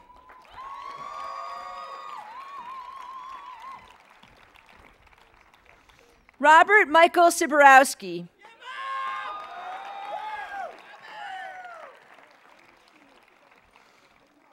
Miranda Ray Cole.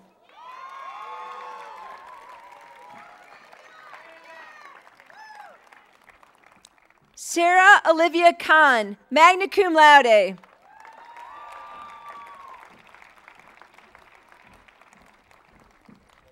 Bert Edward Connolly, departmental honors, creative writing.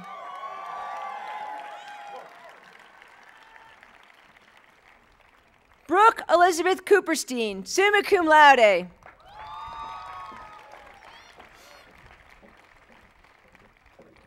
Anthony A. Cornell, Jr.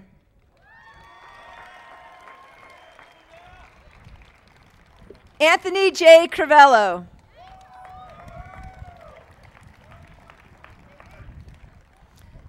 Kyle Philip Dahlman, magna cum laude.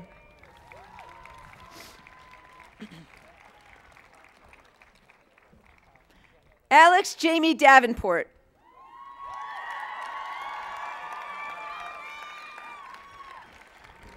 Lena Ruth Davis, summa cum laude.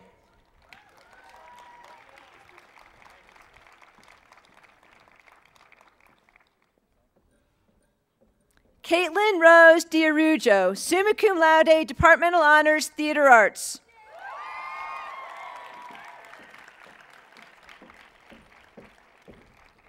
Dalton Kyle Deckert.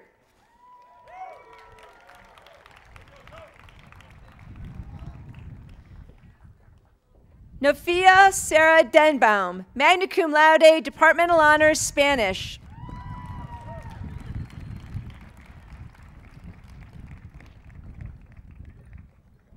Casey DePietro Marissa Dixon.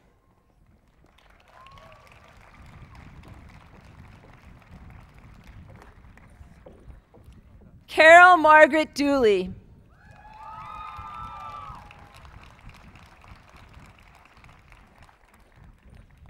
Amber Marie Dormain.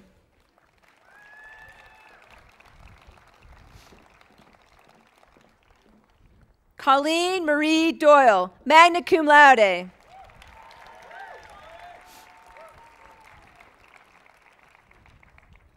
Deborah Nicole Dislin, magna cum laude, departmental honors, sociology.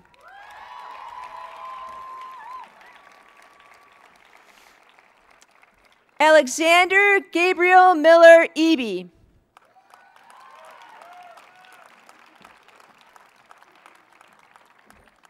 Caitlin Marie Eklund.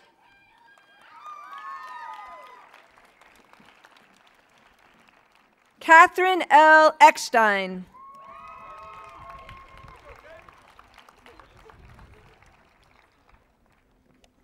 Sam George Edwa, cum laude.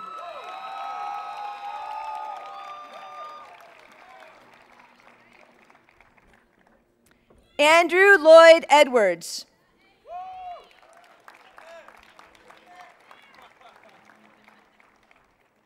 Zachary Nathan Effler, magna cum laude.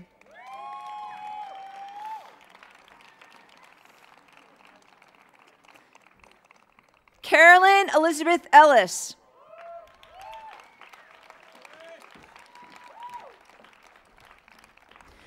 Christina D. Erickson, magna cum laude, departmental honors, literary studies.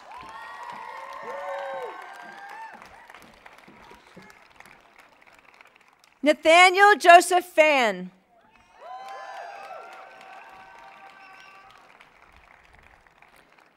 Laura Elizabeth Fast.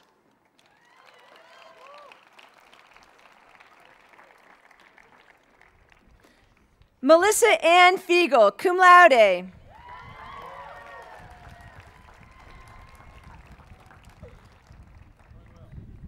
Leticia S. Figueredo.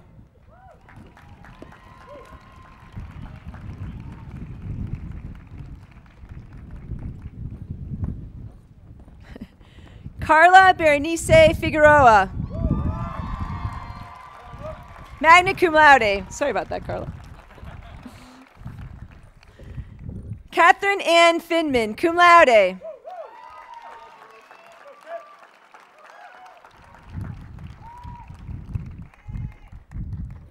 Patrick Aloysius Firm, cum laude.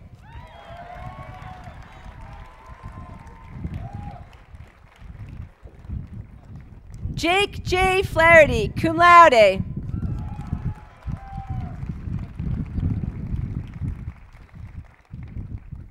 Samantha J. Flores.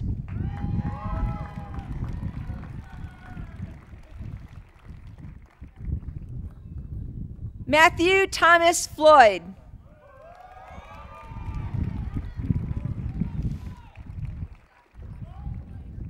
Nathan LaCroix Fosdick, cum laude.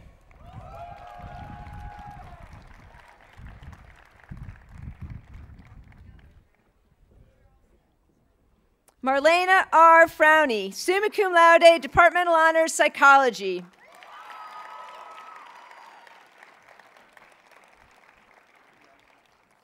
Jordan Eric Friedman.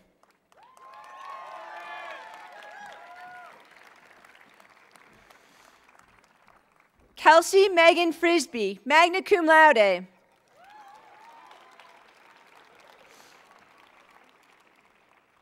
Zoe Madeline Gann.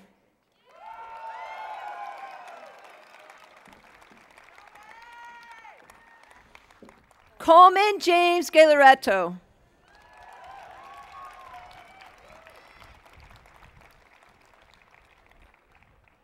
Chen Shi Gao.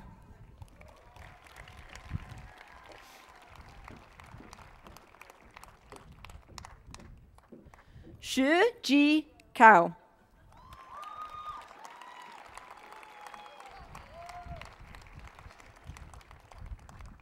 Zhe Long Ge, magna cum laude.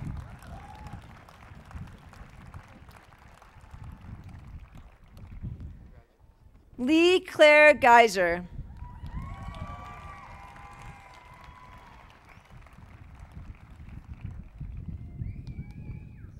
Keston Daniel Geistwacker.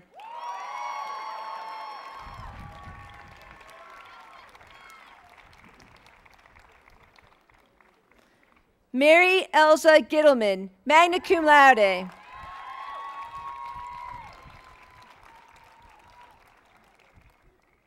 Elise M. Giamanco, cum laude.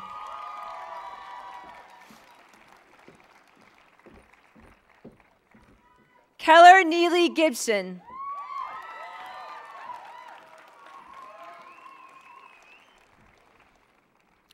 Kirsten Elizabeth Godfrey.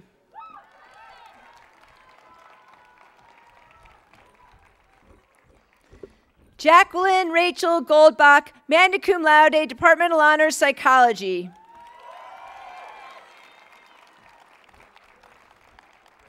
Caroline M. Golia, cum laude.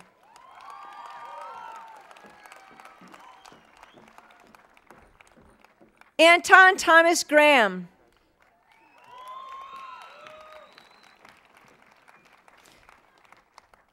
Jishnu Guha.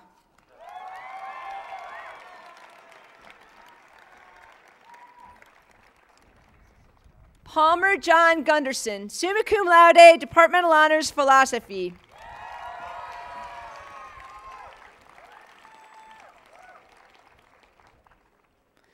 Deanna Elizabeth Gutierrez Meza, cum laude.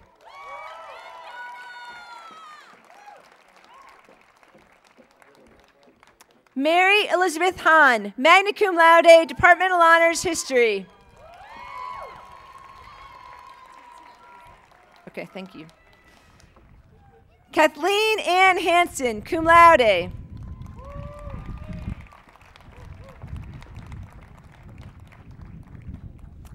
Valmai Joyce Hansen, magna cum laude.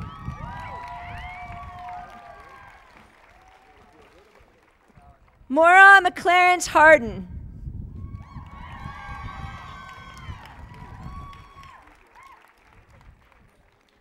Abigail Jordan Harold.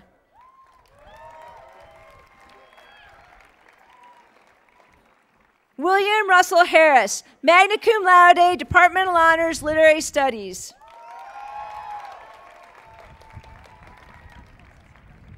Carrie Ann Hatcher, summa cum laude. Stephen Paul Hines.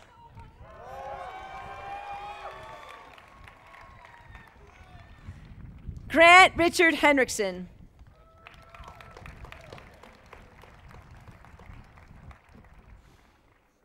Sophia Gabriela Hernandez Crade, magna cum laude.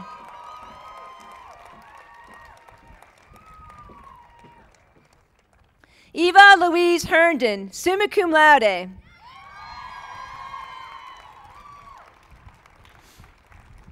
Ashley Suzanne Herrera, magna cum laude. Dylan William Hess. Thank you.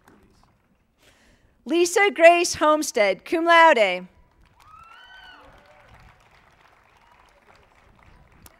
Madeline Claire Horwath.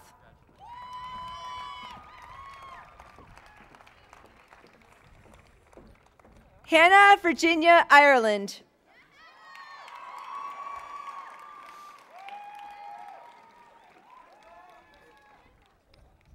Catherine Walsh Jensen, summa cum laude, Departmental Honors, Literary Studies.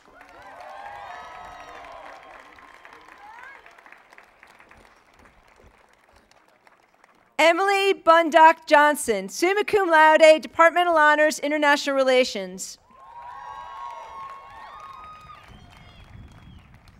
Rachel Lynn Johnson.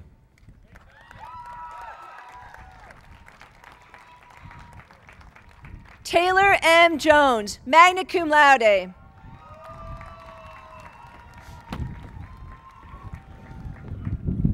Matthew Taylor Call.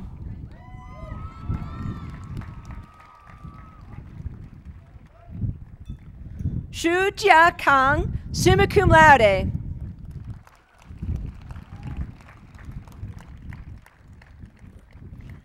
Alexander Metcalf Kemp, sorry.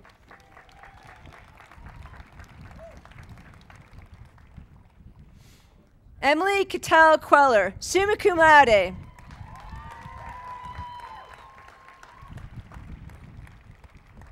Joseph Raymond Klein, magna cum laude, Departmental Honors, Anthropology.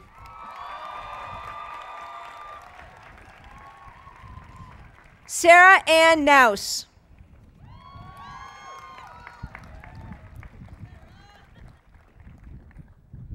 Michael Samuel Krantz Perlman.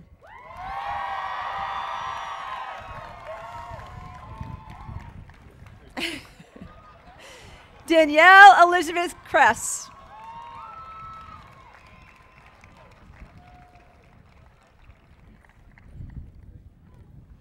Mackenzie Carter Kurtz, cum laude.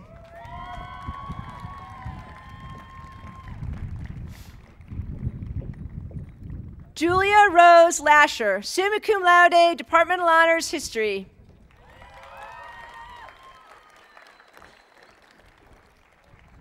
Robert E. Lee, cum laude.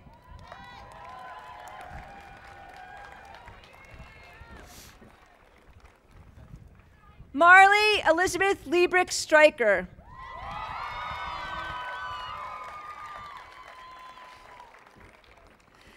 Catherine Brittany Leonard, cum laude.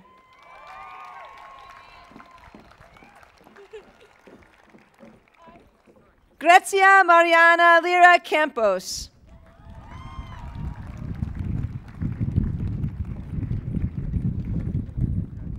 Tong Liu, summa cum laude, Departmental Honors, Anthropology.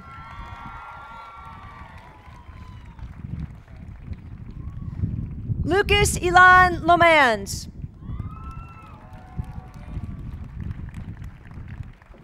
Megan Flannery McLean.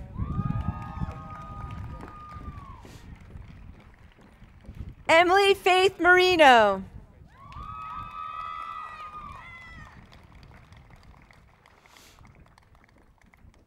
Luke Bailey Mathewson, cum laude.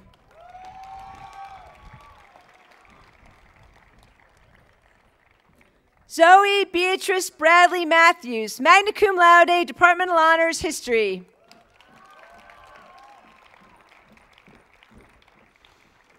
Julian Isaac May.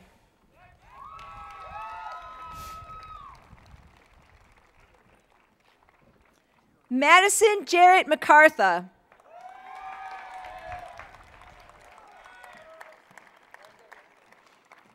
Matthew Roy McKay, cum laude.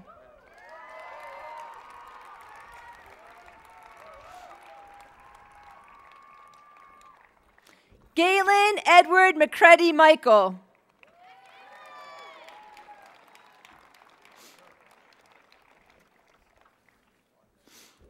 Catherine Rose Miller, cum laude.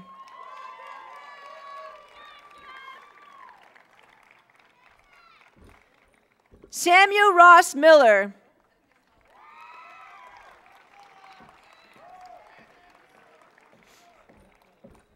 Jessica Dawn Milner.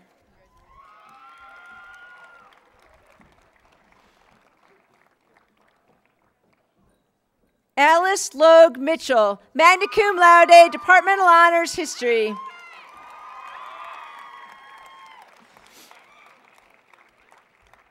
Erica Catherine Irene Moen, cum laude.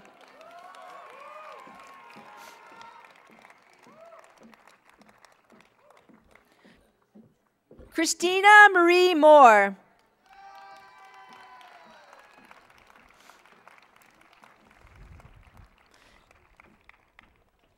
Joseph Brian Moran, magna cum laude, Departmental Honors Philosophy.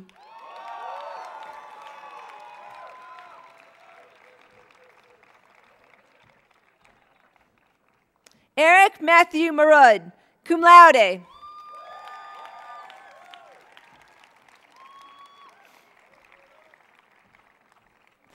Jean Elizabeth Mrugach, magna cum laude.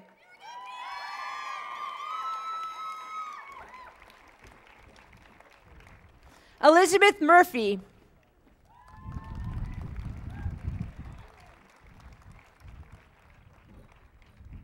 Amika Nakamura.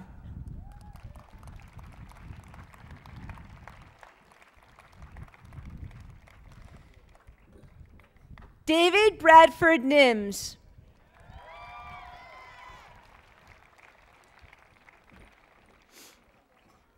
Molly Rose Noyed, cum laude.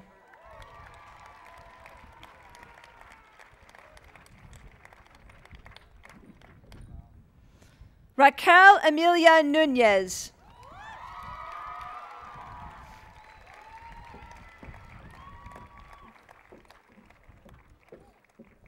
Caitlin Rory O'Connor.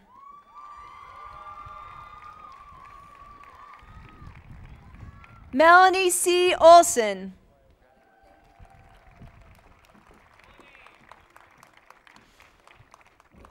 Alondra Olvera.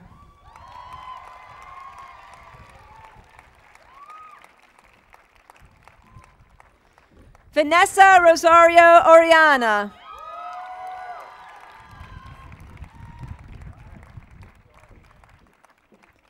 Taryn Olivia Ann Orana, magna cum laude.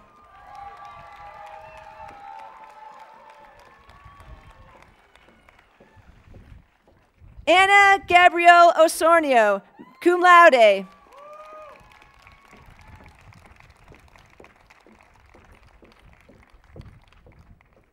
Anthony Umberto Ote.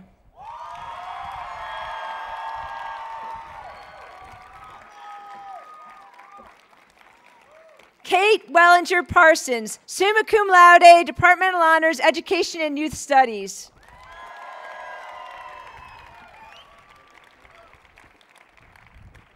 Winston Theodore Pennington Flax, summa cum laude.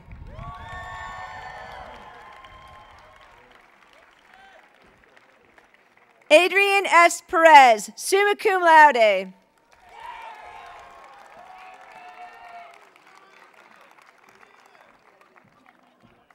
Angeline Keisha Cordero Peterson, summa cum laude, Departmental Honors, French.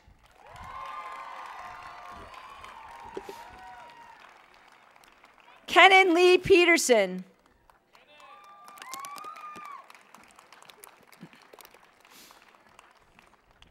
Ashley Ann Pettit, magna cum laude.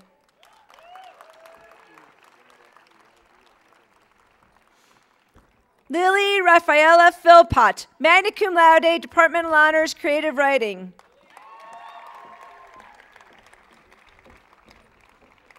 Francesca Rose Pickle.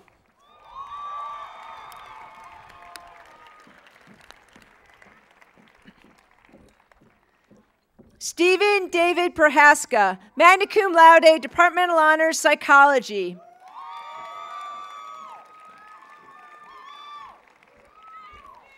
Amara Gianna Pugins.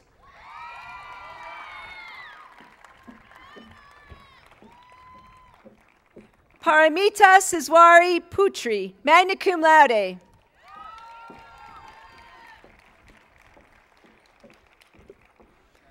Sarah Elizabeth Pyle.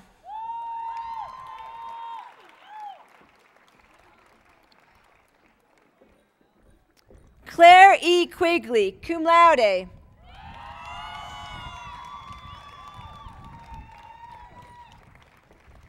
Danielle Justine Raybold.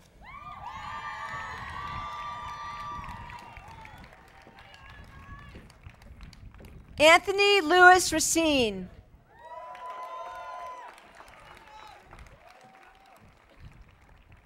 Matthew William Rabel.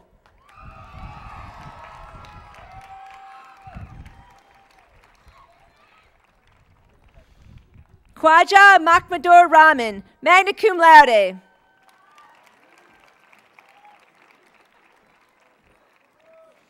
Rebecca Ramirez Salinas.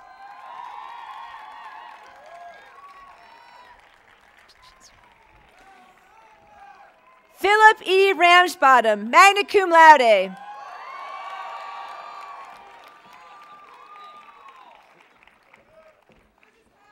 Jessica Lee Rardon, cum laude.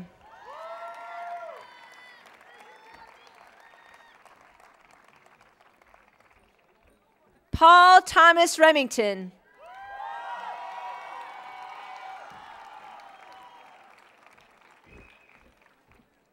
Margaret Martin Renninger, cum laude.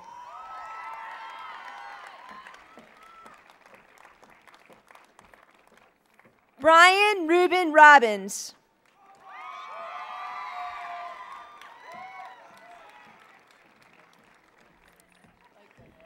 Mark Philip Wayne Robinson, magna cum laude.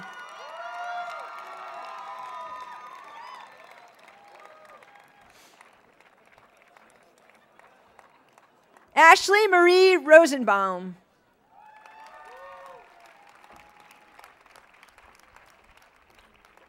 Annabelle Chen Wen Run, magna cum laude.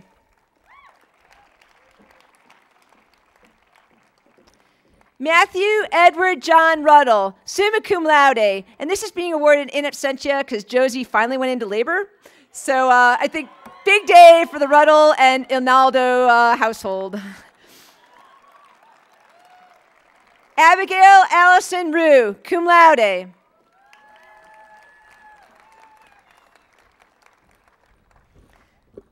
Jasmine Justine Russell, cum laude.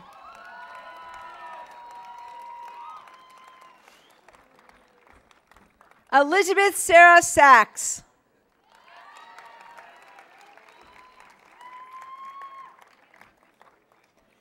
Matthew P. Schlicksup, summa cum laude.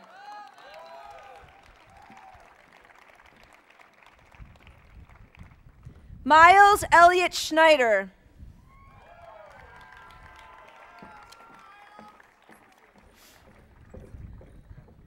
Geneva Louise Schultz Waylo, cum laude.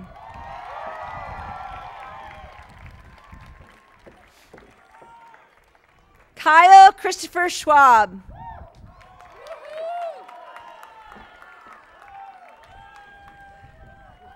Sydney Raina Schwartz.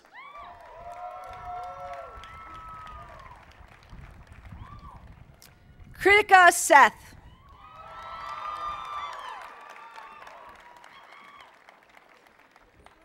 Rachel D. Simon.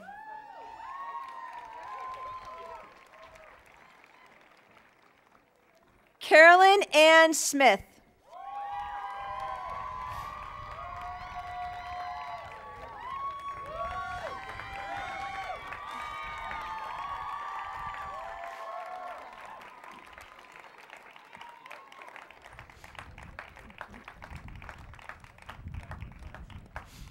Rachel Whitley Smith, summa cum laude.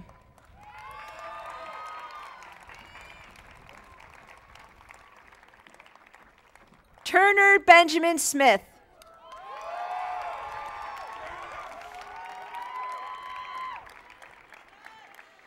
Ulysses Donald Smith, Jr., cum laude.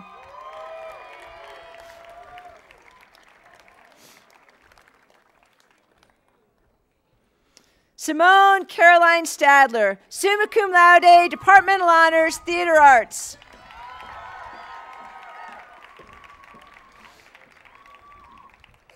Evan Isaac Staff, cum laude.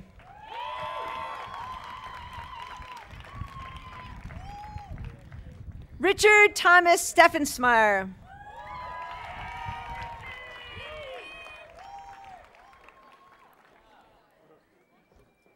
Charles O'Mara Stevenson, magna cum laude, Departmental Honors, History.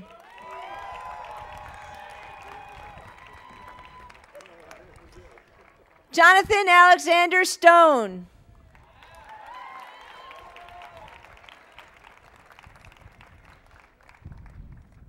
Joseph Solomon Stubbs.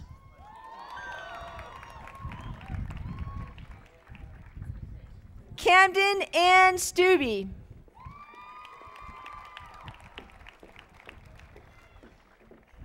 Bonnie Autumn Zuckerman, cum laude.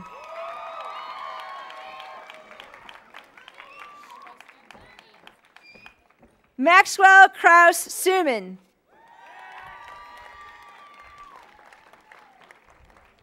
Emily Nancy Summers.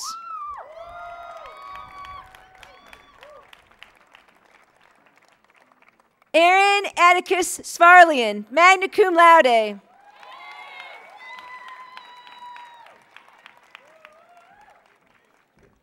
Alexis Louise Tabaco.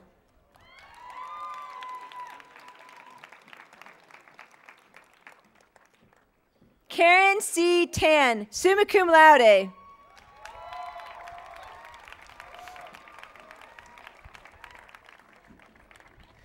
Quinn Kaylee Tanner, magna cum laude.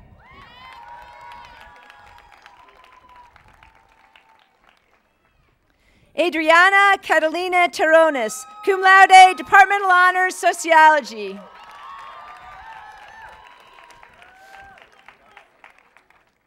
Raymond Calvin Thomas II.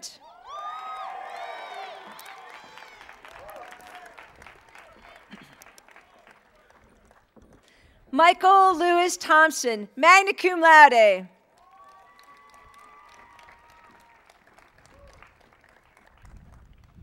Magdalene Rose Tolson, magna cum laude.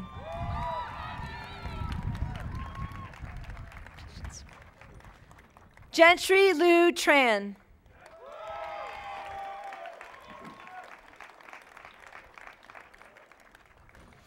Jonathan Amaru Van Treek.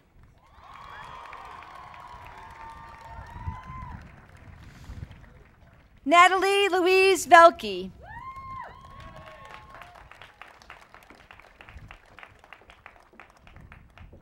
Gregorio Arturo Venegas.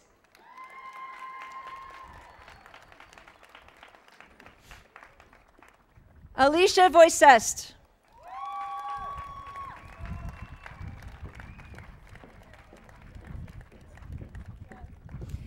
Daniel John Walker.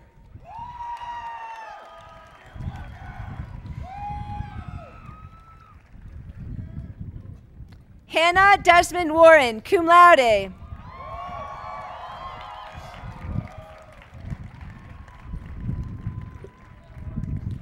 Addie Lynn Washington, summa cum laude, Departmental Honors, Sociology.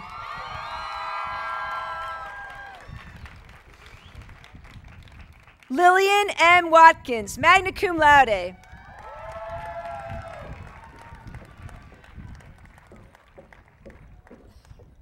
Allison Ruth Weber, magna cum laude.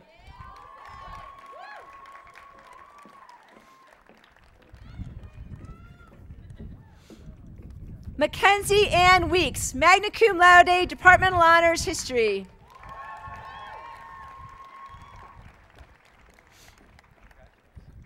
Emily K. Wells, magna cum laude, Departmental Honors, Theater, Dance, and Media Studies.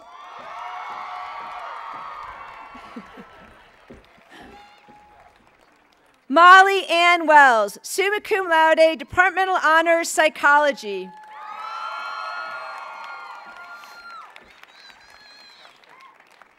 Brianna Louise Whitehead, magna cum laude.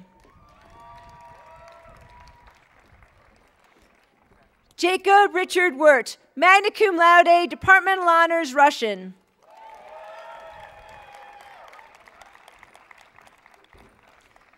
Joseph H. Woods, cum laude.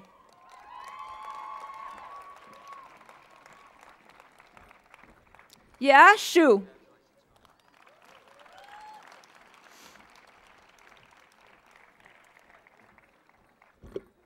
Min Yu Young, magna cum laude.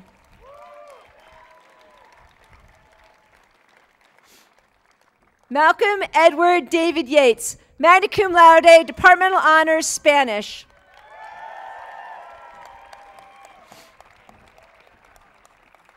Nestor Zavala Ramirez, magna cum laude, Departmental Honors, International Relations.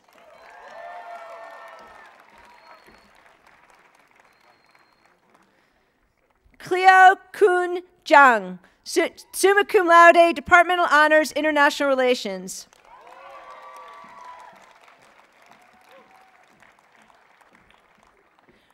Ray Zhang.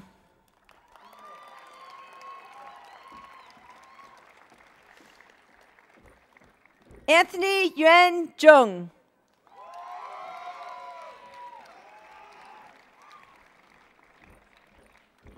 Tony Shilong Zhu.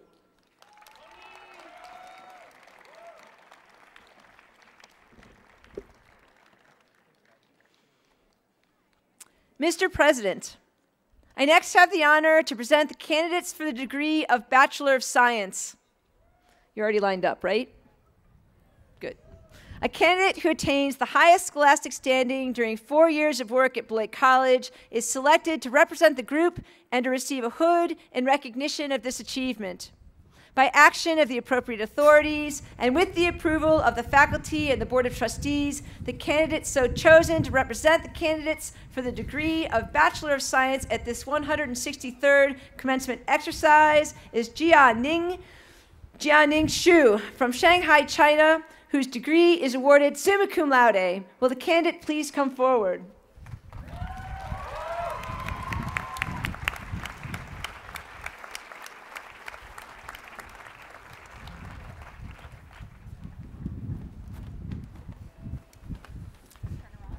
In accordance with the recommendation of the Dean of the College, on behalf of the faculty and the Board of Trustees of Beloit College and by the authority vested in me, I confer upon you the degree of Bachelor of Science. The token of the hood now placed upon you confers upon all the candidates whom you represent the degree of Bachelor of Science, together with all the rights and privileges thereunto pertaining.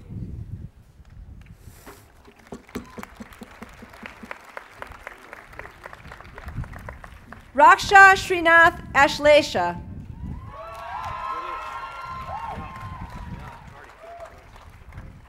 Stuart Henry Austin.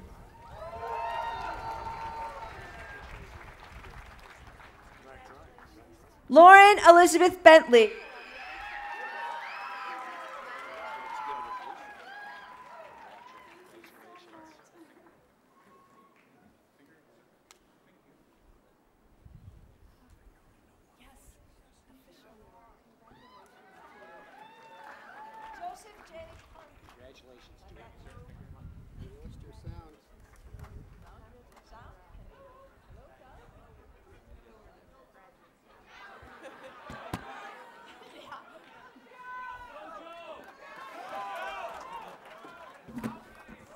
Joseph J. Carmody.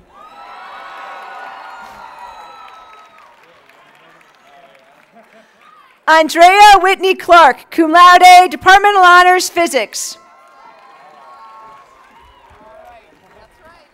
David Collin.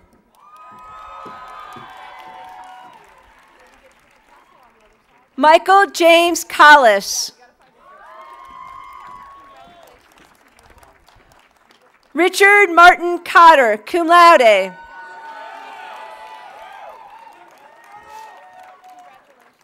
Michael Shepard Crumrine, magna cum laude, departmental honors, physics.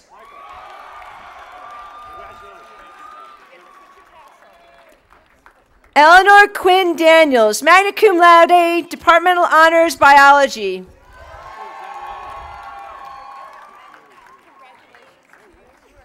Valerie Mae Dowderman, cum laude, departmental honors, biochemistry.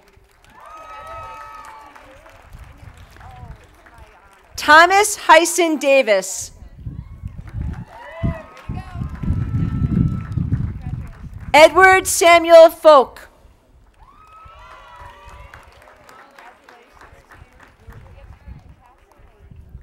Christopher Evan Goyne, summa cum laude, departmental honors, biochemistry.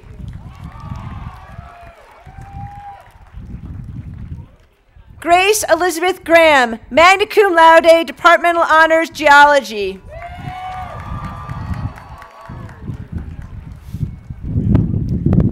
Christopher Ryan Halsick.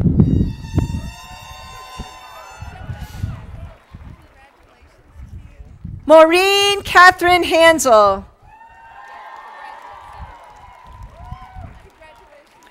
Logan Kate Jacobson, magna cum laude, departmental honors, physics.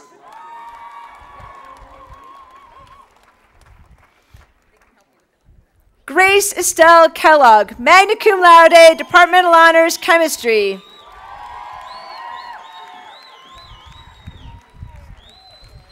Margaret Dempsey Kennedy.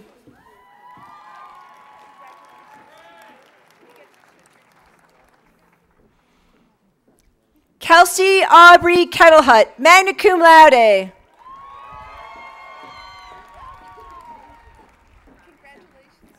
Ozgun Kilich, cum laude, departmental honors, biochemistry.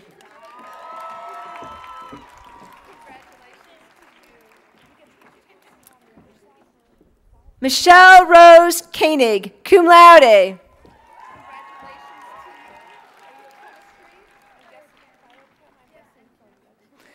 Michael Andrew Kreiser, magna cum laude, departmental honors, theater, dance, and media studies.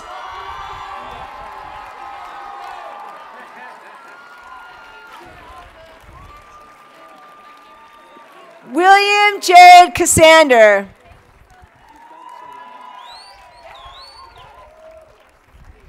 Katsuki Kubota.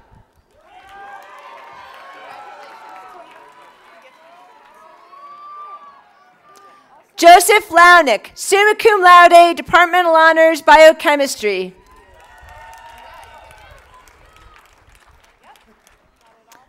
Aritra Malik.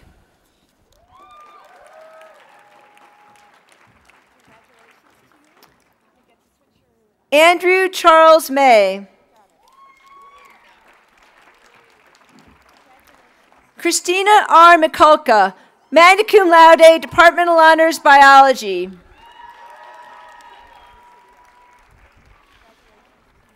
Colbert Fenton Miller.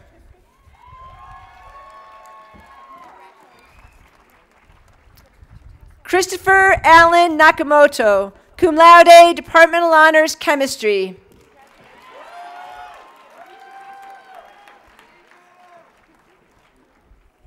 Garrett Edward Nodell.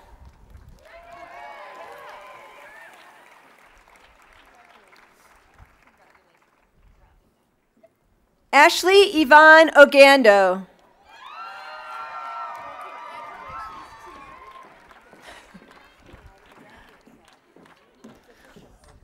Orion Magruder Pierce, summa cum laude, departmental honors, chemistry.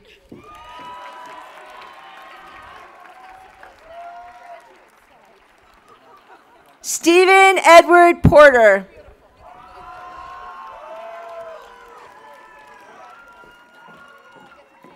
Jeffrey Eben Pratt, summa cum laude.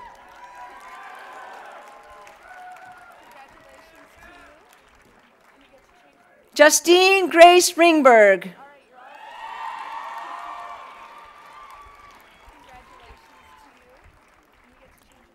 Gregory G. Shalla, Departmental Honors, Biochemistry.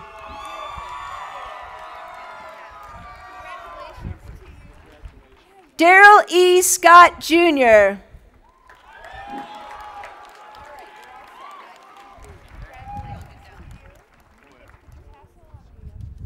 Constance Sue.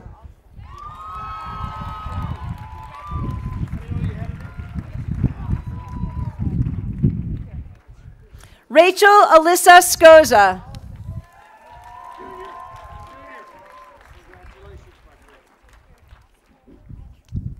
Hugh Brush Smith.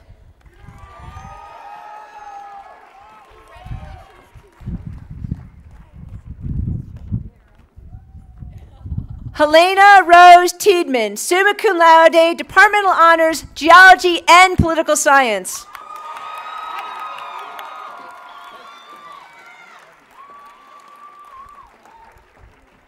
Jackson Irvin Wilkins.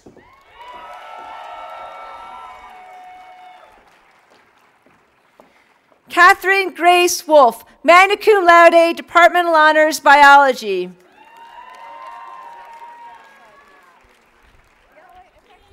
Elise Sachi Wolf, magna cum laude.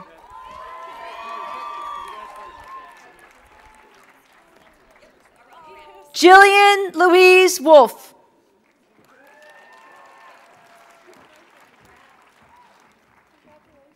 Elizabeth Grace Wynn, cum laude.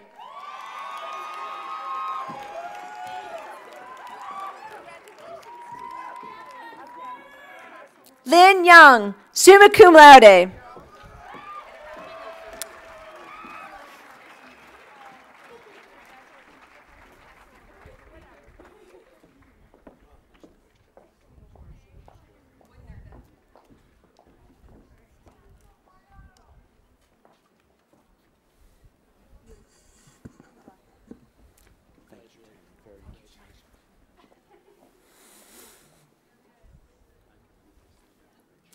It is my great honor to present to you, my friends, the class of 2013.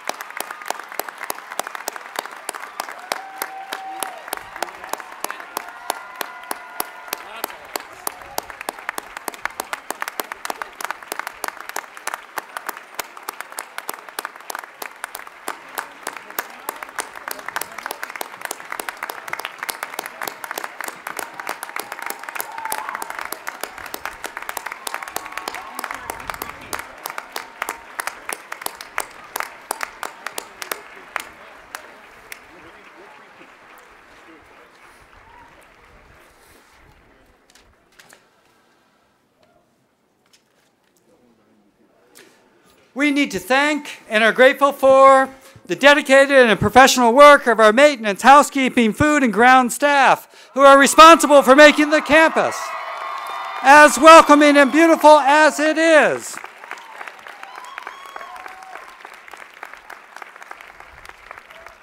The hardest and most important job at any commencement is held by the person who has the sacred responsibility of pronouncing your names accurately. I think you will agree that Dean Ann Davies has done that spectacularly well.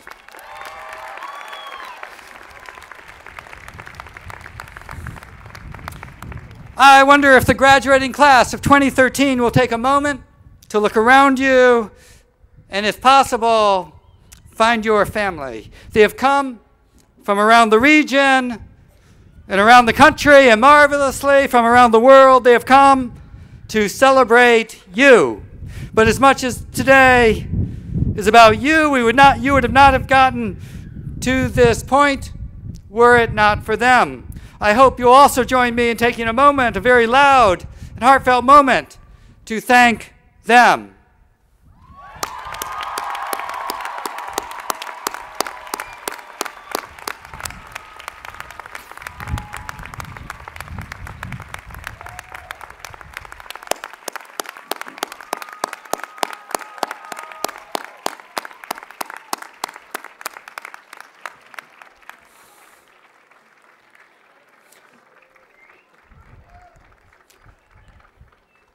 Testudines in totum et perpetuum, turtles all the way down. But you are here also as beneficiaries of generations of past students, parents, and friends of the college, the resources the college employs to help make this education possible. For example, the over $20 million each year that over 90% of you receive to help your education, make this education at this school possible. These funds are a direct result of thousands of generous supporters who believe that access to a school like this matters. Without them, there would not be a graduating class of 2013 that looks or feels anything like you, and that would be a crime. Would you join me in thanking all the many people who have supported this college so generously, many of whom are in this gathering and on this stage?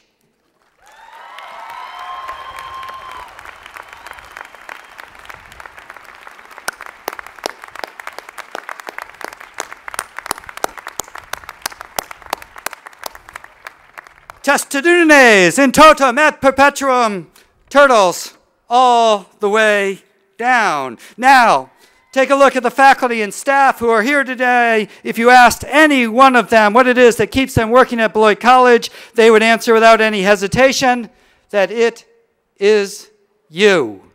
Your success is their success, and your experience on this campus has been what it is because of their efforts. I wonder if you can take a moment to join me now, one more time, graduating class of 2013, in thanking the staff and faculty of Beloit College.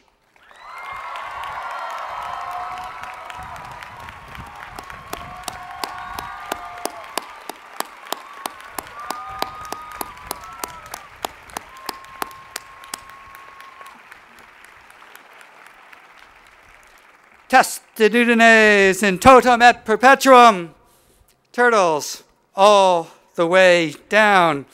On a campus with 2 world-class museums and a website whose most popular element is Fridays with Fred, it should not be a surprise to anyone that I return to original sources.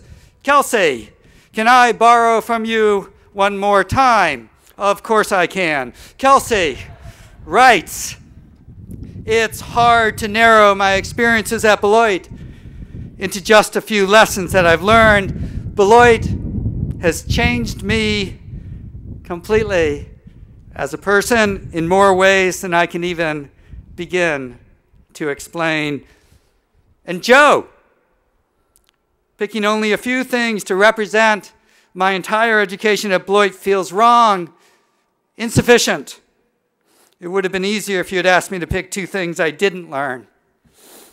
And Maureen, while Beloit encourages the students to be serious-minded academics, it also provides the atmosphere for students to enjoy relaxing in the sun, playing Frisbee, playing a harmless pranks on your friends, laughing at stupid jokes, taking the world a little less seriously, little childlike.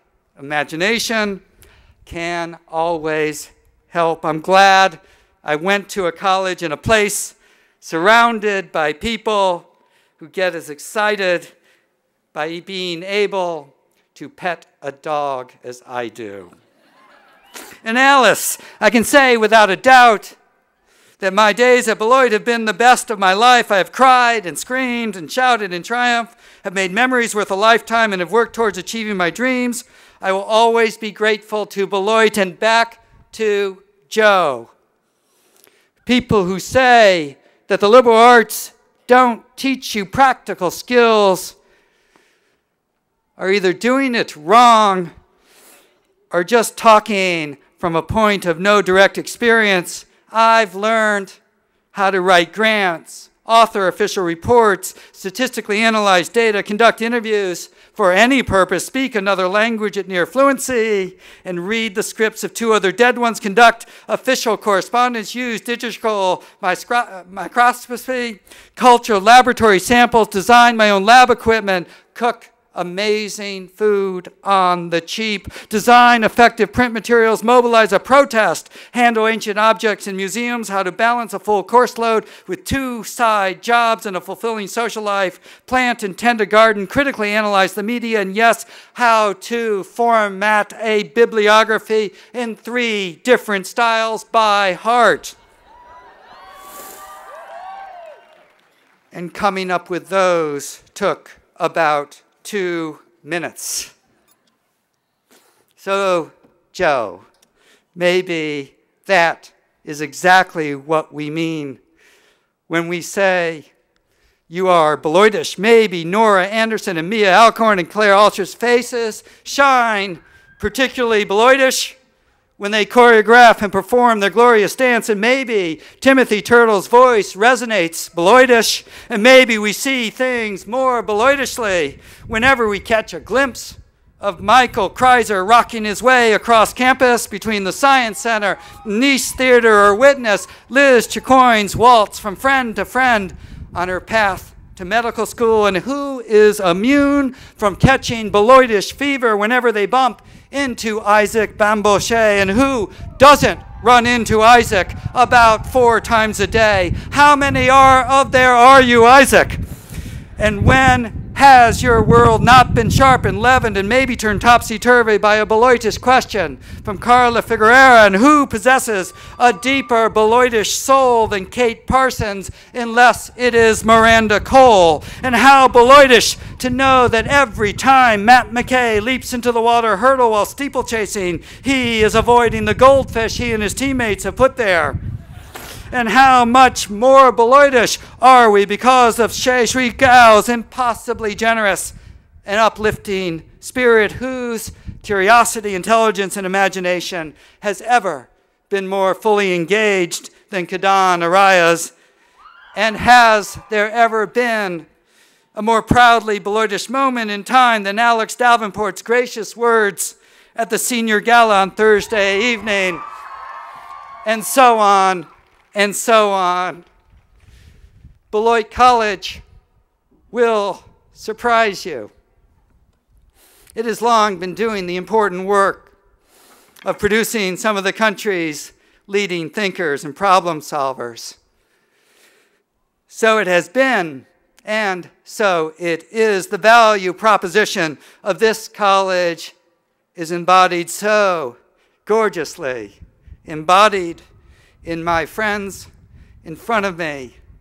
The class of 2013, Beloitish, Beloited, Beloiters, come back soon, and soon after that, and then again. I promise we will leave a light on for you. It will always be a great day to be among you. Thank you.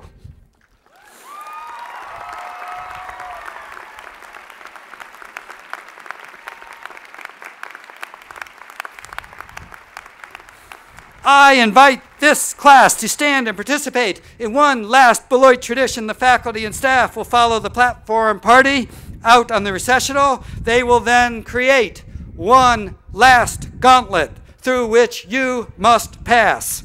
After that, please join us for lunch on the lawn on this beautiful day behind Eaton Chapel. Thank you very much for joining us.